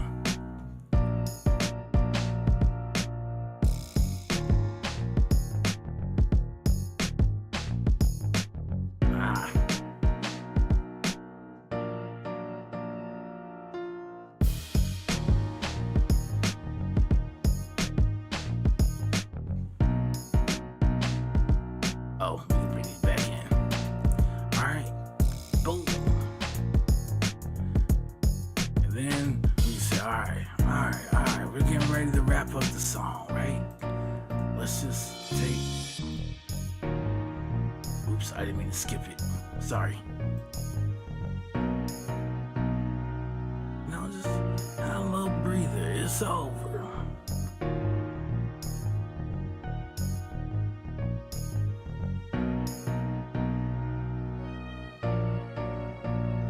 And let's get rid of that.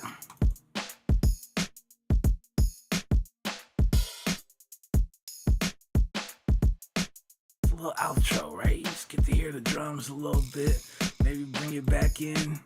Oh no, what happened? Oh yeah, that's right, because we got this.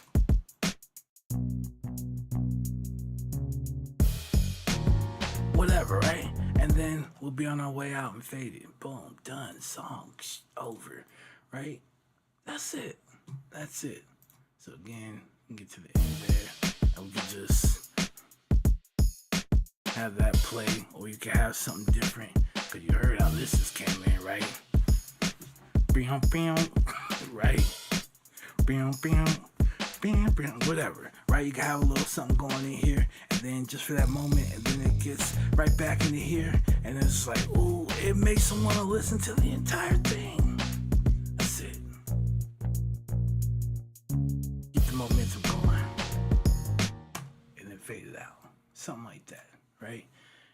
can do a lot with a little, but you just gotta make sure it all blends. And as long as you can get that to sound together, as long as it plays well together, it'll play well apart.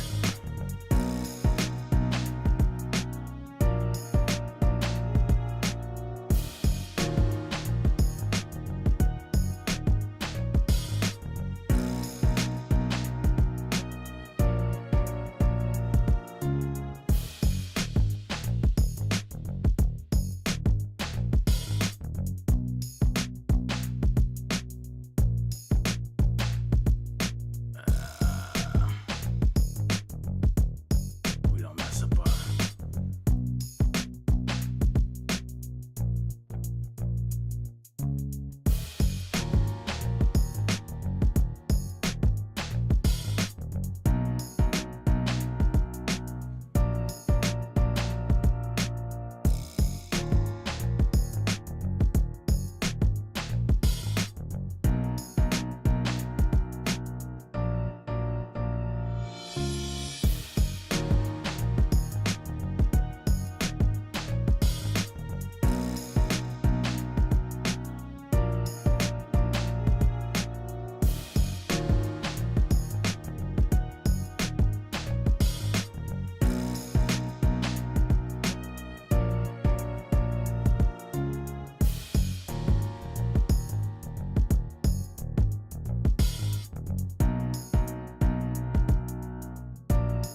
I say we do that, okay?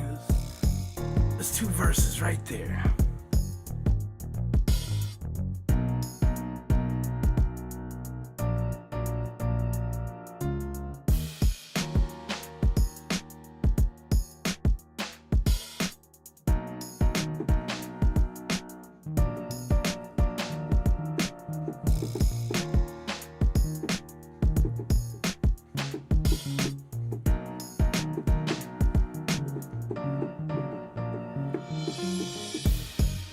Whatever, right? You can add something in there, boom, be done. New section.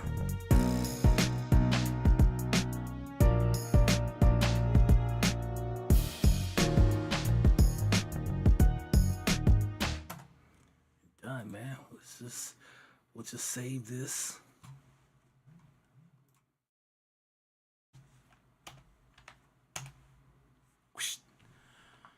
So there's right, we got a couple of things here that we still wanted to kind of slide in there. That's nothing, right? We're just in there maybe to introduce when things are getting ready to change, right? We're going out of one section into another, and then it can just come in, right? Boom. Have something like that. A couple things in here. This is done. This is done, all right? Pat yourself on the back. GG's. And we didn't even use this bad boy. We thought we would. We didn't even use it. But, you know what? Got a whole little thing right here where it's kind of empty. No. Just something you introduce in there. Bam. Just make it nice. Just make it nice. That's all you gotta do. But I like this. This is dope. I could just sit here for the next hour and just listen to this. Alright. And never get anything else done. This is a wrap.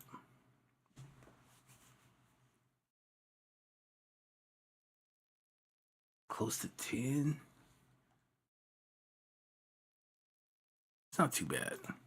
Not too bad at all.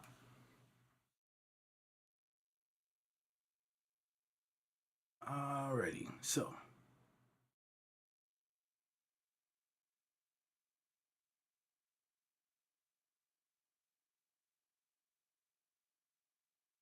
oops. What could I say? What could I say? What could I say? You gotta learn, man. You gotta learn. You gotta learn the terms. You gotta learn the patterns, right? You gotta learn this stuff. You gotta be able to hear it. If you can't hear it, it'll elude you. Right? It will elude you.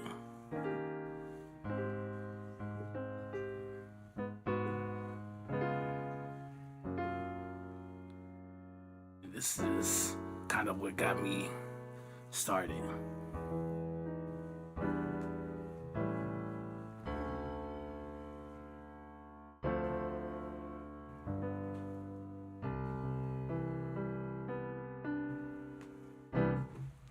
Right? So it might look complicated and you don't know what's going on.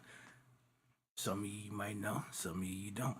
What this is an exercise in 2-5-1 progressions going through all 12 keys. That was maybe 6, but you would come back and you would start from there, right?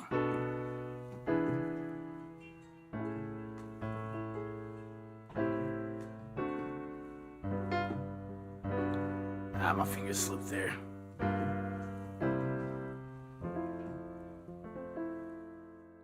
Right?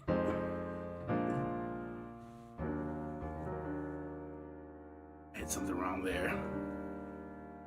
There we go. Right? And you play them through all 12. You might be going, well, how do you know what to do? Hey, look, I'm about to tell you right now. Look, watch. Start with D and play D minor, right? All 2-5-1s are major keys, right? It's your 7th that goes back, so we don't count that, right? Those are your 7 notes in the major scale. And you play your 2, 5, 1. Okay, so we play 2. All you're gonna do, right? Take your 5th note here, or your 3rd note, and you're gonna move down 2 half steps. You're gonna take your 4th note here, and you're gonna move it a half step.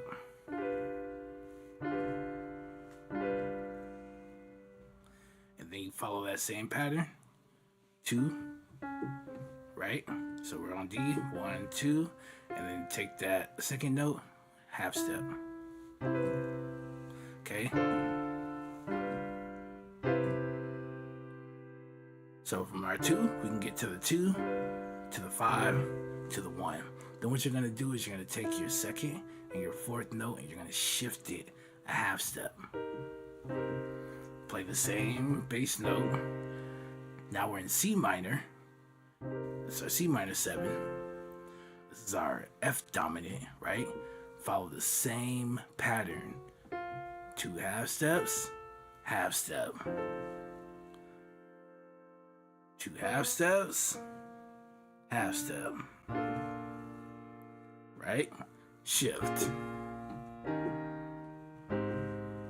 The whole thing, shift. Shift. Shift. Shift. And we're back. Whoops. It's a simple pattern, right? But you get to play this, and you can play them through all the keys. And what's important about this, especially in R&B, right, is we use 2-5-1s a lot. So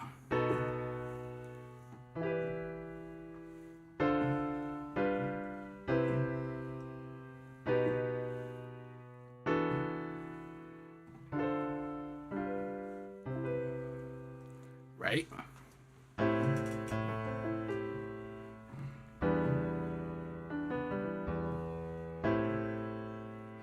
Right? Where are we going next? Right? But instead of just holding, going to this, right? We know we're going to F. We're playing what? F major 7. So 1, 2, 3, 4, 5, 6, 7. 2, 5, 1. Right?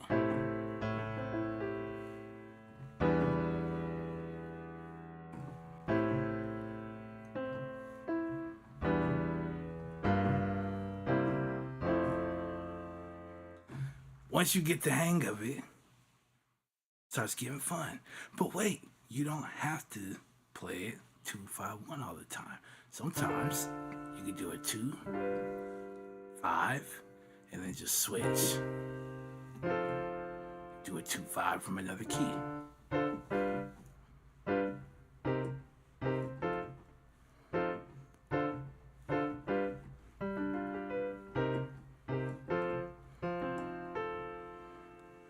Right? Really cool exercise you can do. And of course, this is on live stream, so run it back if you feel, right? Study it, understand the pattern, okay? First, we want to get close, right? Want to get close. So, 2 half steps, half step. 2 half steps, half step. Right? Then all you got to do is take that second and last note and shift to the half step. Follow the.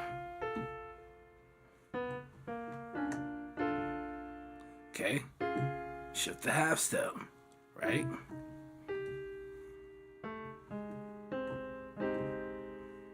Right? And you can keep doing this until you get back to. Right? And that's a done deal. Right? But yeah, like I was kind of saying, like you need to know. Understand it. Some of this stuff is real simple. The thing is getting your body to work with your brain. Because I can tell you that. You can go, I remember that pattern. And then you go down to actually play it and you realize your fingers aren't strong enough. And you go, what's happening here? I'm trying to push this key down. And you hear me doing that? All right, I still need work myself. But, you know, once you kind of get that down, you'll start experimenting with things and you'll start to realize something, right? Because the patterns are everywhere. It doesn't matter the scales you create, you're going to keep playing the same chords over and over. It's just a different order for what chords are being played, right? So you can have a C minor, and that could be your 1, but you can be in F minor, and that C minor is going to be your 5, right? So it doesn't matter. The more you go and play with different scales, the more you realize, oh, you have 12 keys. What did you think was going to happen, right? You're going to keep bumping into the same chords, and then you're going to start realizing something interesting, right? That's next level, but you'll start, right? You're like, whoa, how'd you get that? Modes, right? So I won't go too much into that, but there's a really simple thing you could do, right? If you have the major scale, because all of the modes are based off of the major scale and where you start. So you can literally find a place to start in the major scale, and then all the notes before it, or the steps, right? The half steps and the whole steps before it, just move it to the end, and that's going to give you that mode. So let's say you started on the 3 here, and you played from here, right? If you look, going from here to here is a half step, whole step, whole step, whole step, half step, whole step, whole step, right? And you could take that same pattern and start on any note, and you're going to get this sound, right? Third mode, it's Phrygian, right? So that's what we're doing here. Half step.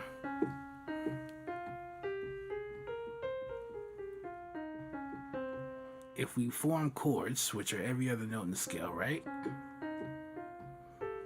You get C minor, but now, sorry. So what do you have here?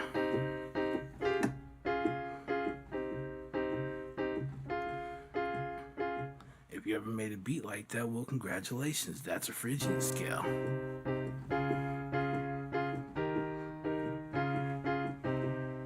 Right? And you're just playing the 1, the 2, and the 3 of the Phrygian scale. So, again, it's really cool just to get used to it. And the more notes you add, then the cooler it starts to sound, really. Sorry. So I could take that C Phrygian. We can start with this, but remember I have this note. So if I'm gonna play here in regular C minor, right? You would play this. You would have a B flat major, right?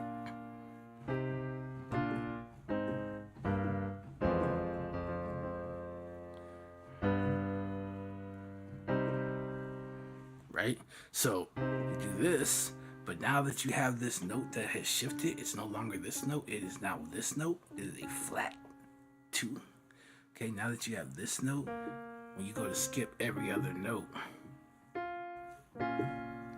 now you have a B minor instead of a B major. Right?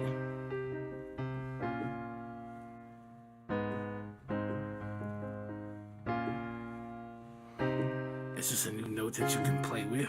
And though, again, the more notes you add,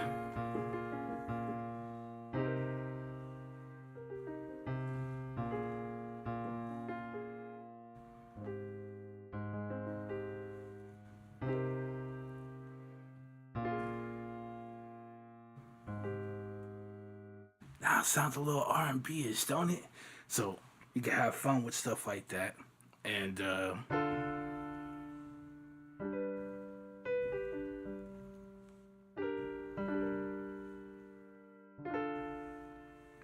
right, you play from here to here. That's a Dorian mode, second mode, right? So instead of that D minor, this note gets sharpened. So it's got more of a major uplifting sound that we can shift out of that scale to another scale. Right? So you can mix and match, and the more you do that, the more you find chords that you have available at your disposal, whether you're in major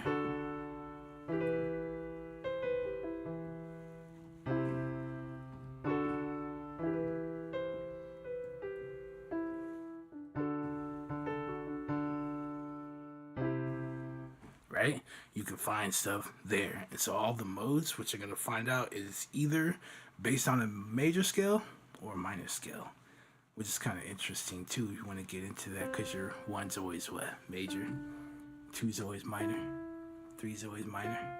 4 is always major. Your 5 is always major or dominant, right? Your 6 is always minor. And your 7th is always diminished in the major scale, right?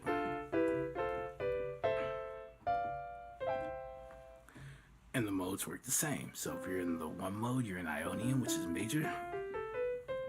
If you're in 2, you're in Dorian, which sounds pretty much minor till you get right here. Then it has a major sound, right? Dorian, same thing, has kind of a minor sound.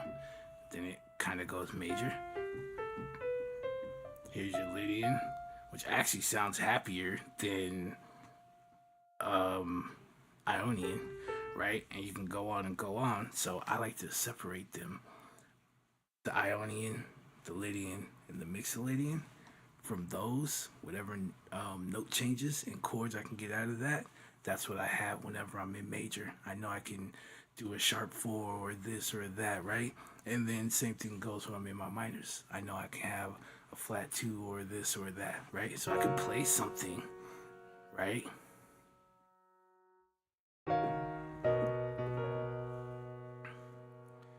Right? And then we can,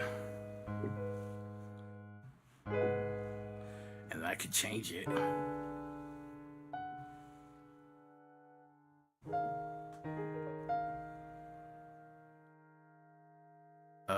And then we can do, we can flatten this note right here.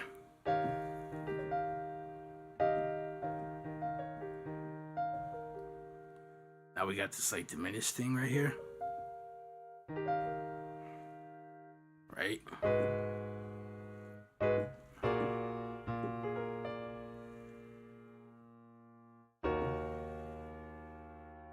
right? And so the more that you do it, you practice it, and just watch the patterns. Watch the patterns because you could replicate it, right?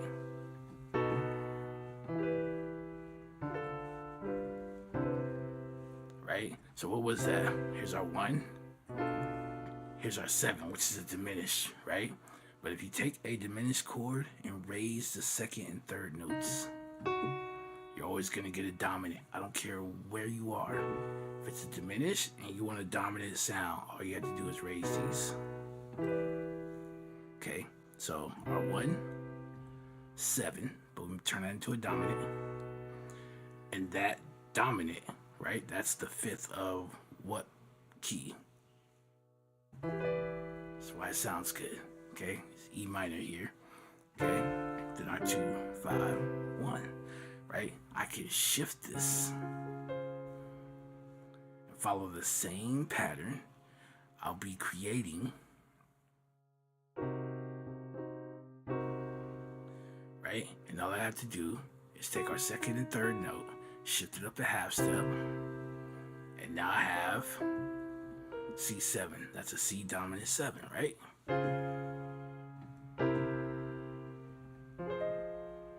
Right? You just copy the same moves. Right?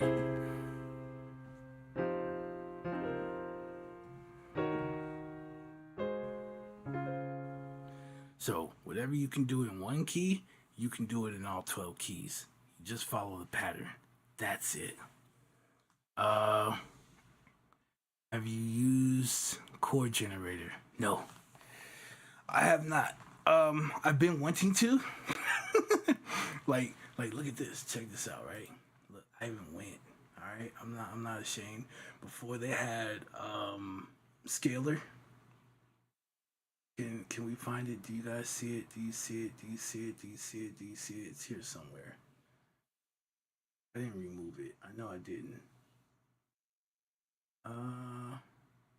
You know what? Maybe I did. Maybe I did.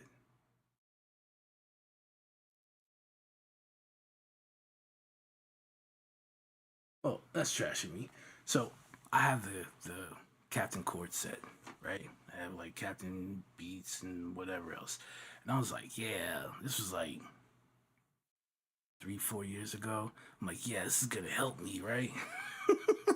And then I got to like messing with it, and I'm looking at all the progressions and like selecting them. Like, I don't know how to make sense of this stuff, right? I can hear it, but it's not sounding the way I want it to, or like the way anyone would play it, right? I mean, it's gotten a lot better now, but in that beginning, it was just it was wishful thinking on my part. Um, but what I did was YouTube, YouTube like crazy. So while people are probably scrolling social media and sharing fights and different stuff like that, don't get me wrong. Every once in a while, I'll see something, I'll probably share it. But most of my time is spent learning, right? Different people, Rick Beato, Busyworks, right? That's my YouTube. That's my YouTube channel. It's just full of different stuff, and I'm just learning and editing and maybe listening to mix and master, the masters of the mix or whatever, right? And just like little things that they're telling me, I'm just learning stuff. I'm going, oh, I didn't even think of that like that. This whole time, really? And so I've just gotten better and better, but it got to a point where I hit a wall, and it's like I need to know more. So I was at work, and a really good coworker of mine, as I'm kind of, because I don't really go around like, hey, I make beats, yeah, So kind of, kind of eased it in there, and he was like actually excited. He was like, what? He was like, I used to do jazz improv. I was like, oh snap, okay, cool. So we started talking and stuff like that, and he would tell me quite a bit. He's like, you just gotta, know this, know that. I'm like I get it, but it's like trying to get my body to move with my brain, or I need to be able to hear like how, like I need to know how it's built, right? It's not enough. I don't wanna go on YouTube and they're like, here, let's show you how to make a Uzi Vert type beat. You're gonna take your six and you're gonna do. Don't hand me it like that, right? I want to learn how to play this thing because maybe I like that 1 and 6, but maybe I want to do a 3 and a 4. Like maybe I want to do something else and add more to it. Maybe I don't want to make it exactly like that. You know how many people watch that video and it's like, I'm gonna go do that when I get home, right? You know how many people do that, right? So what I ended up doing, ah, nice little book here, and it was between jazz and gospel. And there's a second book, but that was last year. I finished that book, so now I'm on this book, right?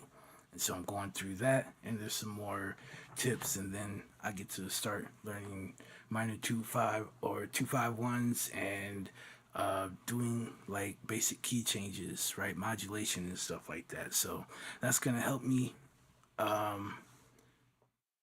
being able to, if I'm doing like R&B, maybe build a bridge or something like that. So again, learning how it's done, learning the mechanic, right? Learning that what's a good practice? Do you shift up? A third? Is it a fourth or whatever? Whatever I'm gonna learn, right? I can now take that and apply it across the board, whatever I'm doing. So, yeah, and the stuff that I'm learning, I'm willing to share it. I'm going down this road, right? And so just learning different things, being able to take a chord that I'm playing in root position and kind of learning what I could do with it. So that's still the same chord. It's just inverted, different color.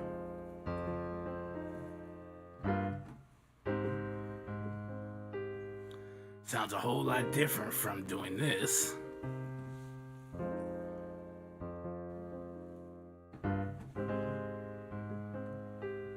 Because the notes are closer together, right?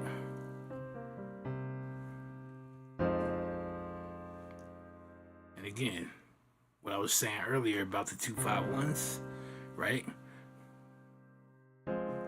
We're just moving the next note over. So I'm going from C to F, going from 1 to 4. Same way you would do 1 to 4. And just knowing different ways to do it and getting the colors.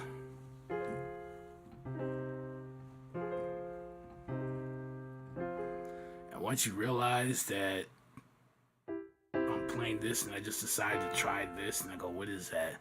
I could actually look at the notes and go, oh, that's F major. So I can get to F major from here by doing little to no work, right? And just let it click in, right? And once you realize that and you're like, oh, okay, so if I want to play and I want to get to that, that's the easiest, that's the fastest way I can do it, right? Or this still counts as C major because it still consists of C, E, and G. So we're in a different inversion. But now when I want to get to G major, I only have to take these two notes and drop it down, right?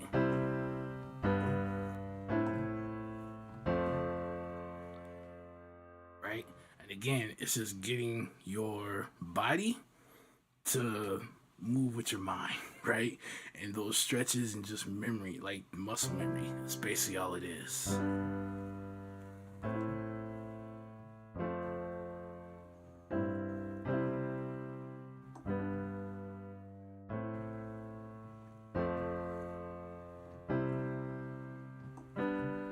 And now that's something you can play in a way where I can look dead at the screen and not have to worry about trying to like jump, right? And like looking down to make sure that I'm actually going to hit G, right? Because it's so close that going from here to here is just moving 2 fingers down 1 note.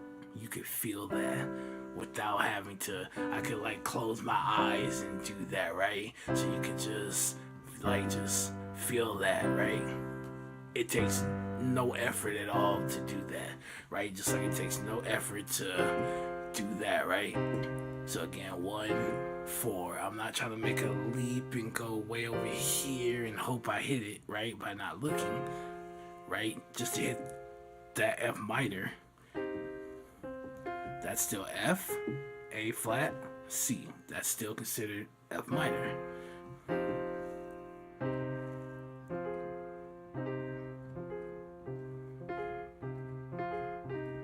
Right? I can start here. That's still considered C minor. C, E flat, G, G. And then I can go from 1 to 6 by shifting my note here up here. And now that's my A flat major, right? Takes no effort at all, right, to actually do. And you don't have to look while you're doing it. It just flows, right? So it's one of those things where it takes a while, but once you get it, once you're locked in, once your muscle memory's there, you don't have to worry about that stuff no more, right? You're just like, oh, okay, cool. So earlier,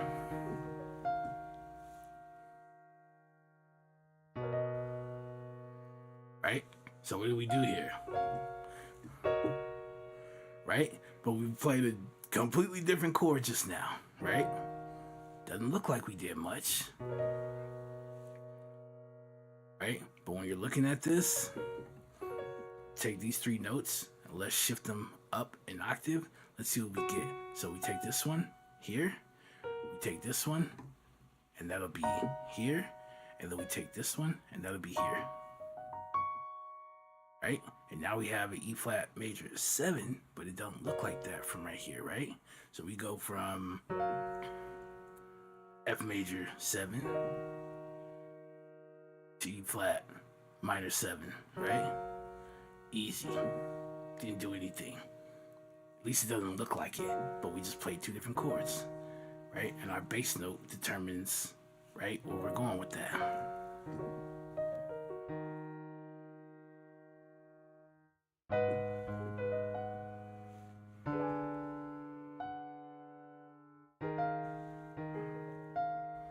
That's another way to play it, right?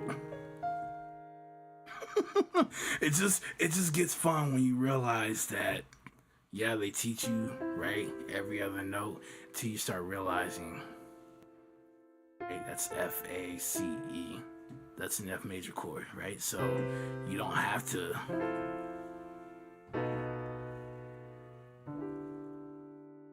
right? You don't have to play it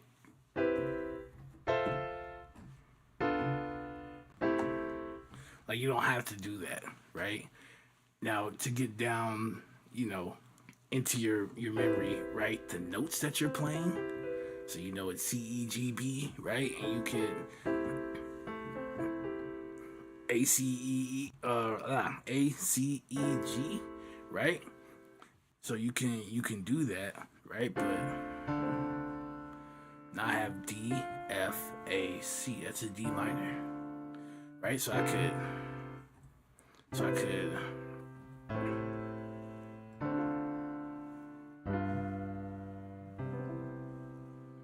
right? It's just different stuff that you could do. There's different techniques, and once you learn it all, you're able to take the same chords because you only have 12 keys. You're able to take it and you're able to kind of add your own colors, right? You could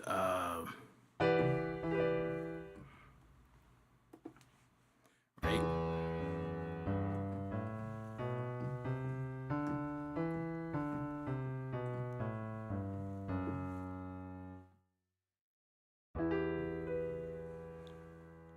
E minor, right? If we take this,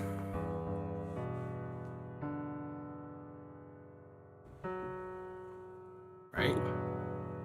We could play it all together like that. You could.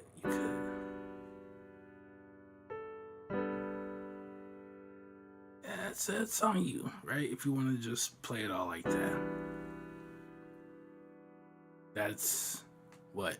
E minor 9, 5, 7, 9. That's nice. but that's taking all 5 of my fingers, right? That's tough. We can take this, put it in our bass, and now we have 1 less note to play. Now I have 4 fingers with 1 free. Okay, it's still an E minor 9. We just separated it. If you wanted to go further, you could play the 1 and the 5 here. We're gonna get rid of the 5 here. Okay, same thing, sounds more open, right? Then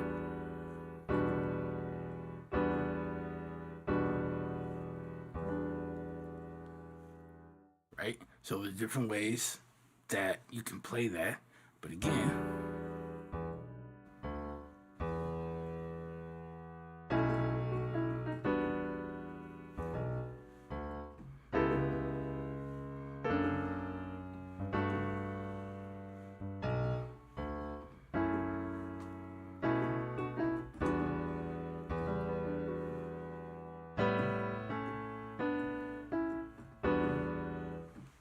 right? You could do some stuff, and that was for the most part within the scale. There was some change here. That's still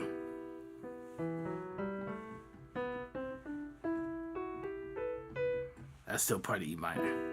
Sounds dope, right? Until you come here, right? Then you come here, not an E minor, right? So again, learning the different modes and learning what notes that you have available to you whenever you're in, major or minor, or let's say Ionian and Aeolian, right? When you're in those, you have Lydian and Mixolydian for Ionian, and then you have Phrygian and Dorian for Aeolian, right? And they give you stuff, and with it, you can do all sorts of crazy things. So I would rather go the part of learning it myself and then doing what I will with it, instead of having something generate the chords, which I'm not opposed to. I use loops and stuff sometimes, but I would rather learn how things work under the hood. That's just me, right? So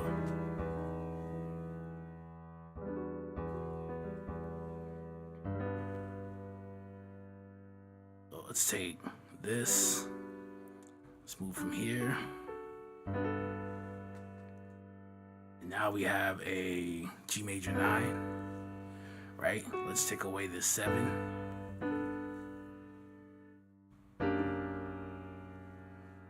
Right? So that's that. Where were we? Yeah, that was right. So that's our 1, 7. It's here, right? 3, right? Then, sorry. How did I play this? I did. Here we go. 2, 5, and because we're leaving out notes, right? So I'm not worried about this note because we skipped that. 2, 5, 1. Right? And so I can do that 1, 7, 3, 2, 5, 1, but playing in 9ths and 7ths, right? By eliminating some of these other notes that we're playing and get a completely different color. It's the same chord progression, but introducing other notes while leaving out other notes give you a completely different sound on it. So it sounds familiar, but it's not quite what you're expecting it to be, right? And you could, there's so many combinations, it's crazy, right? So yeah, I know enough to where if I'm building a scale,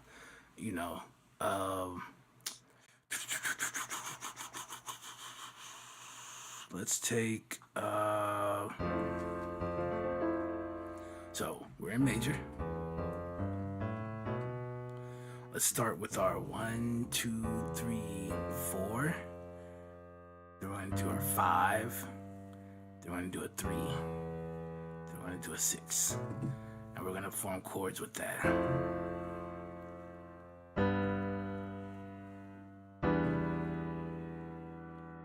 And you would think, right, you could do that. But from our 3, if we look at it,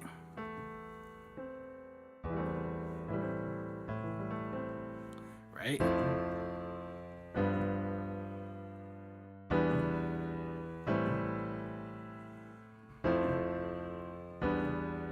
Whoops, sorry. Right, and then you get kind of cool with it, right? You're just like,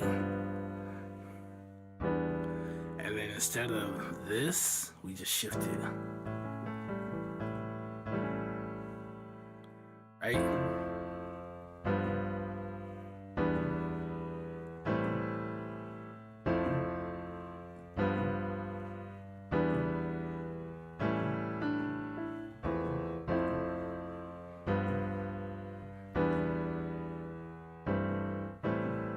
Sorry. 2, 5, 5. Somebody, something.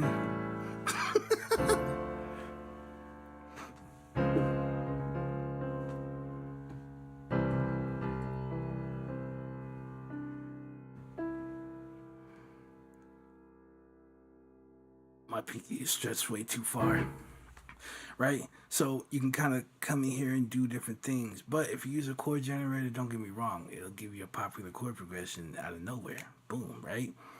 But what if you wanted to add some changes in there? Then what do you call that chord? What do you go in the chord generator engine and say, hey, I want you to play this the second time around instead of this? You wouldn't. You would be cycling through till it found it out, right? Because if you knew, once you know what's under the hood, then you know what you're selecting, right?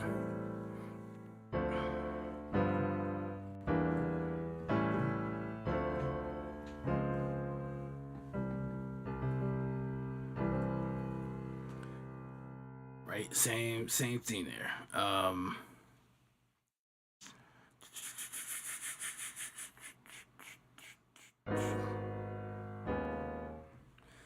Why does that sound like? Oh, probably because it's okay. That's fine. That's fine.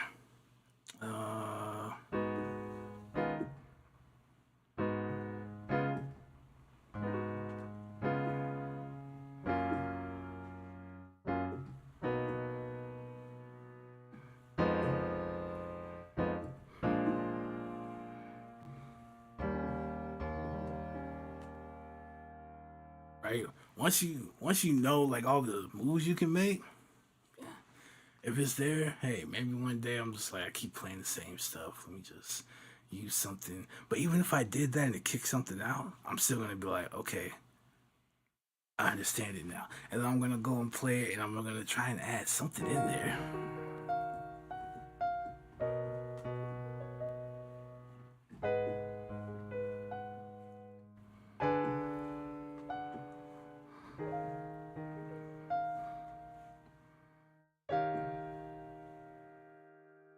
I feel like I hit the wrong note there.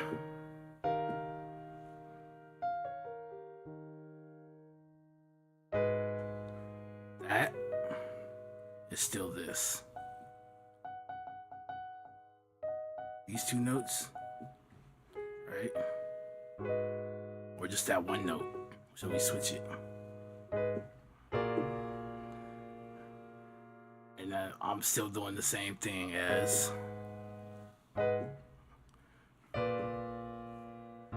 right? We're still using this note, but it just switches.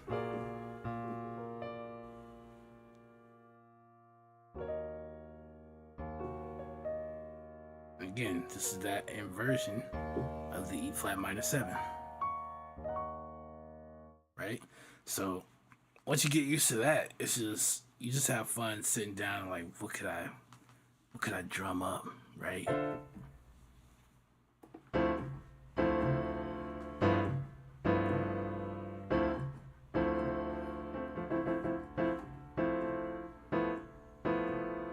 That's it. One note over.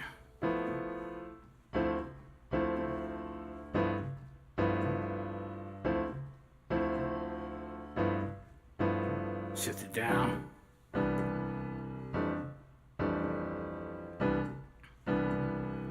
Right? So, again, 2,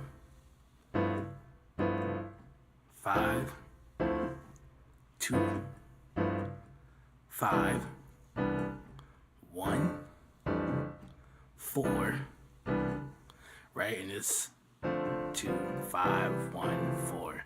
Following the pattern. That's it. And you just have fun with it, right?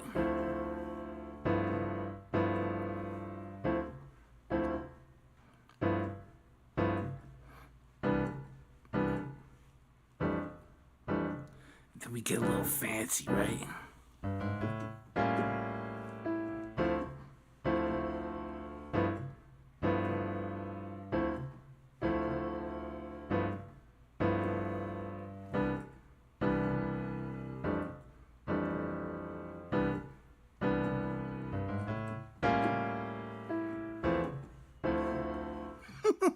Right? You start having fun. You start going, what can I?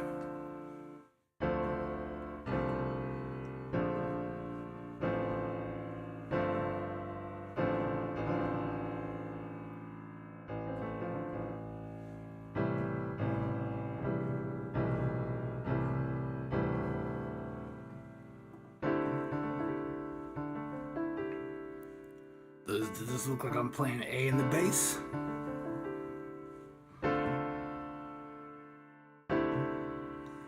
Nothing complicated, right? I guess I can move that in.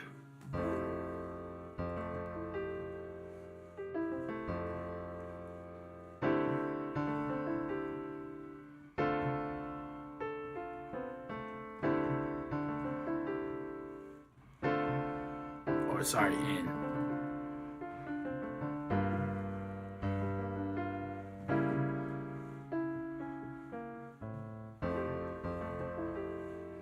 Right, that's it. You just have fun. But you gotta learn the little stuff, right? And it feels like, but once you get over that part, then you're just constantly generating stuff. You're constantly wanting to try like different things, different styles, different it's not different style, but like different genres, right? Different uh rhythms and like just seeing where you could take it at that point.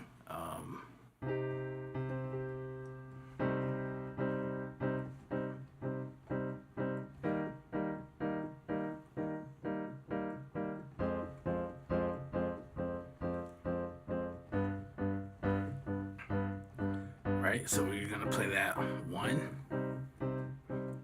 This actually goes to a 3. Popular minor chord progression, by the way. 4, 5, but we make the 5 major. So we're borrowing from that. I always get these mixed. I want to say harmonic minor, right?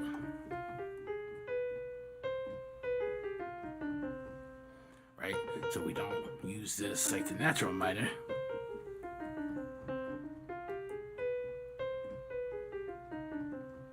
Right? So when you have this note, as you go to build chords, or sorry, you would get this as a chord. You would get that as a chord. No, that would be the. You would get this, and then you would get this as a chord.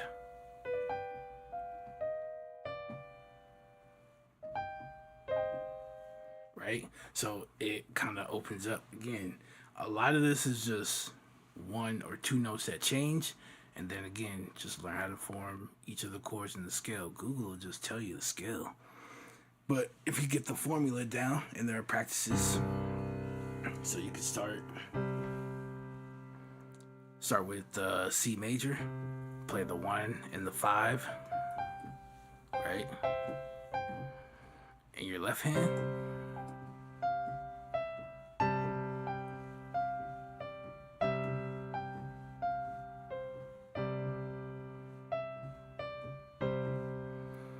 Right?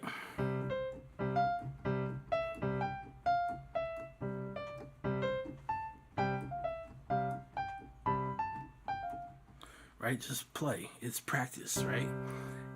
What I started doing, it's called drone improvisation. If you want to look it up, right? See some like stuff you could do. What I started doing, because they'll tell you to just do that for like 10, 15 minutes. Boring. So what I started doing was, I'll start.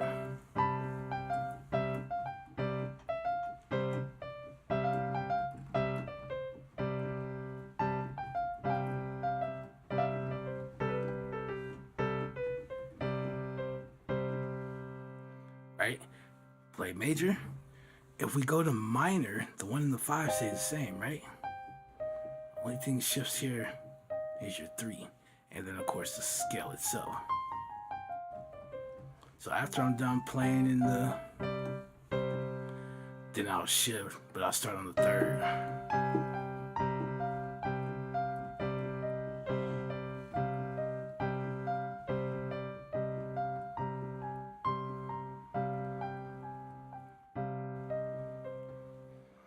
And then I'll shift it up a half step. Start with the major. And those are the notes.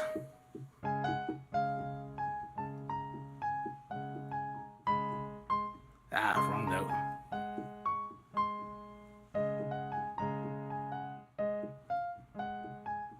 Sometimes you'll get some ideas like that, right? Then after you do that, shift it to minor.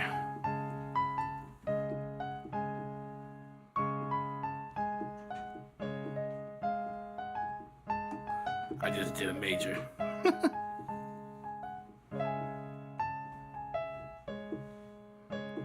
Right? Then shift it. Start back in the major.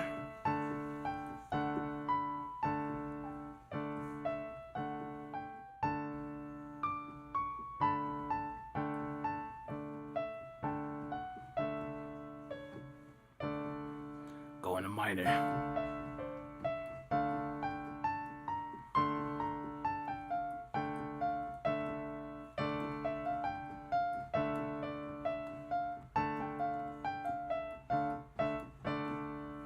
Shift.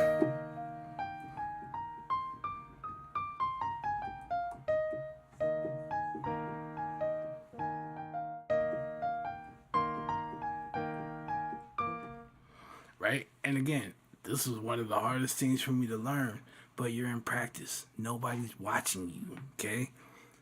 Suffer. oh no, it's the wrong note. Wait, hold on, let's go back. And just do it. And then the more you start to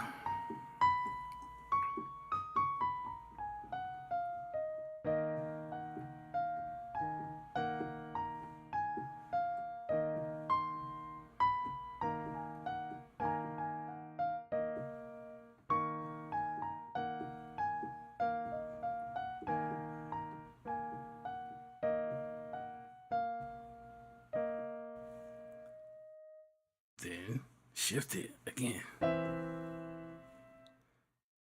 We're on E.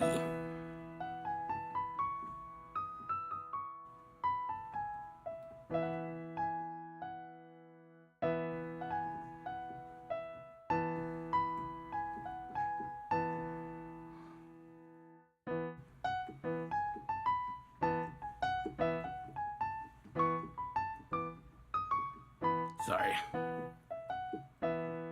Right? And then shift it into minor.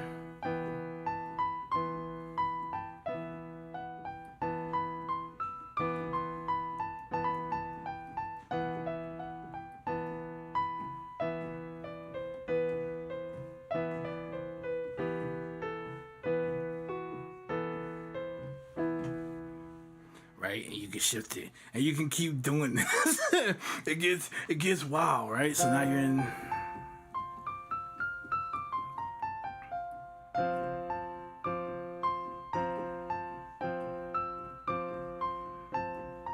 And so for that 10 or 15 minutes, you go through all 12 major and minor scales and you get to hear what it sounds like, right? Constantly having that one chord and hearing other notes and how it sounds against each other. And then it starts becoming apparent when you start playing something and your bass note don't match.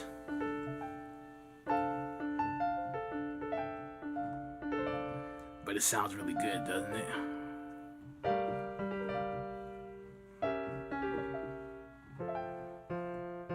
That's still F A C E G, okay? You still get F major 9. You don't have to and then try and put your pinky down or whatever. So there's just different things. Those are two things that I do, especially like it's like first thing before I try anything, I'll warm up. That's how I do my warm up. So I go through those. First, that's teaching me the scales and to remember them, right? Because I have to keep doing them every day. So I get used to that pattern of notes, maybe, right? Or, right, just. And you start seeing, right? Everything else is up here except for these two notes. So, right? So I know that's going to sound good already.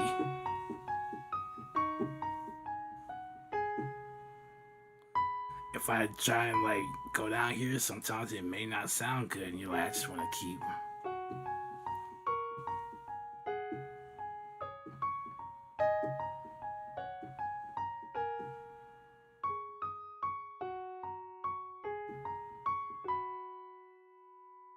See how that doesn't sound too good?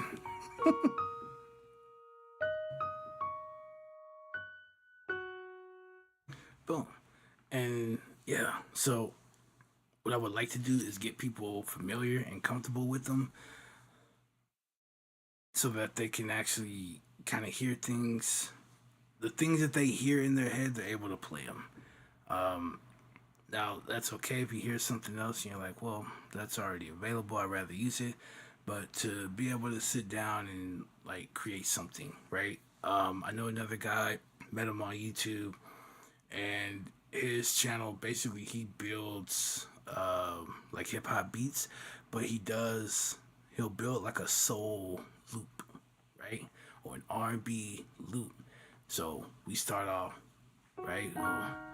You want to like play something, whatever, and we'll create this like we're trying to create a soul or an R&B track, and then we will take our own stuff and we'll flip it, right? And then we'll come up with something that sounds more hip hop. It sounds like it's been sampled, but it hasn't been sampled, right?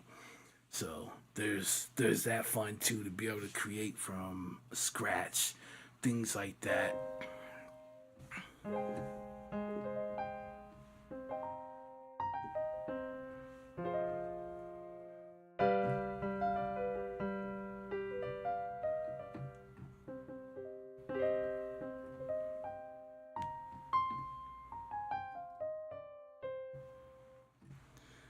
It's fun that way.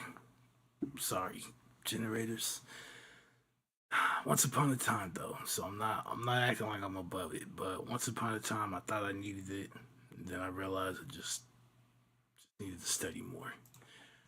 Alright. Old man ran over. They're like, yo, he went off.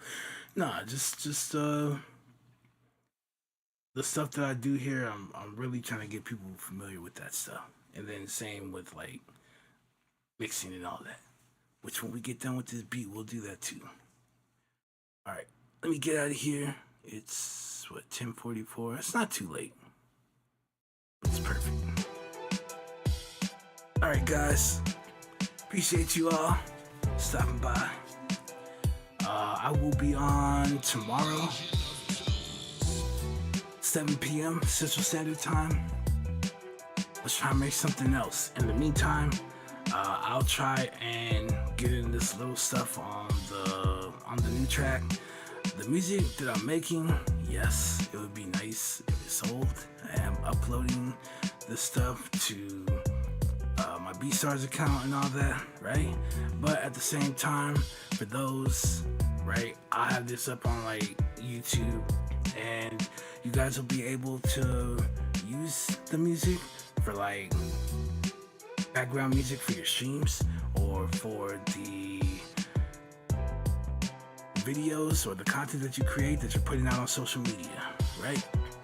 There's no lyrics to it, just good vibes, right? This is different stuff, like that one I was playing earlier, right? We just got different stuff. So I'm just making what I feel, but I am leaning to try and get more into R&B and eventually get into neo soul. And with that, I think once I reach that, that'll be cool. And then maybe I can meet some bandmates or something like that, man. That'll be the life.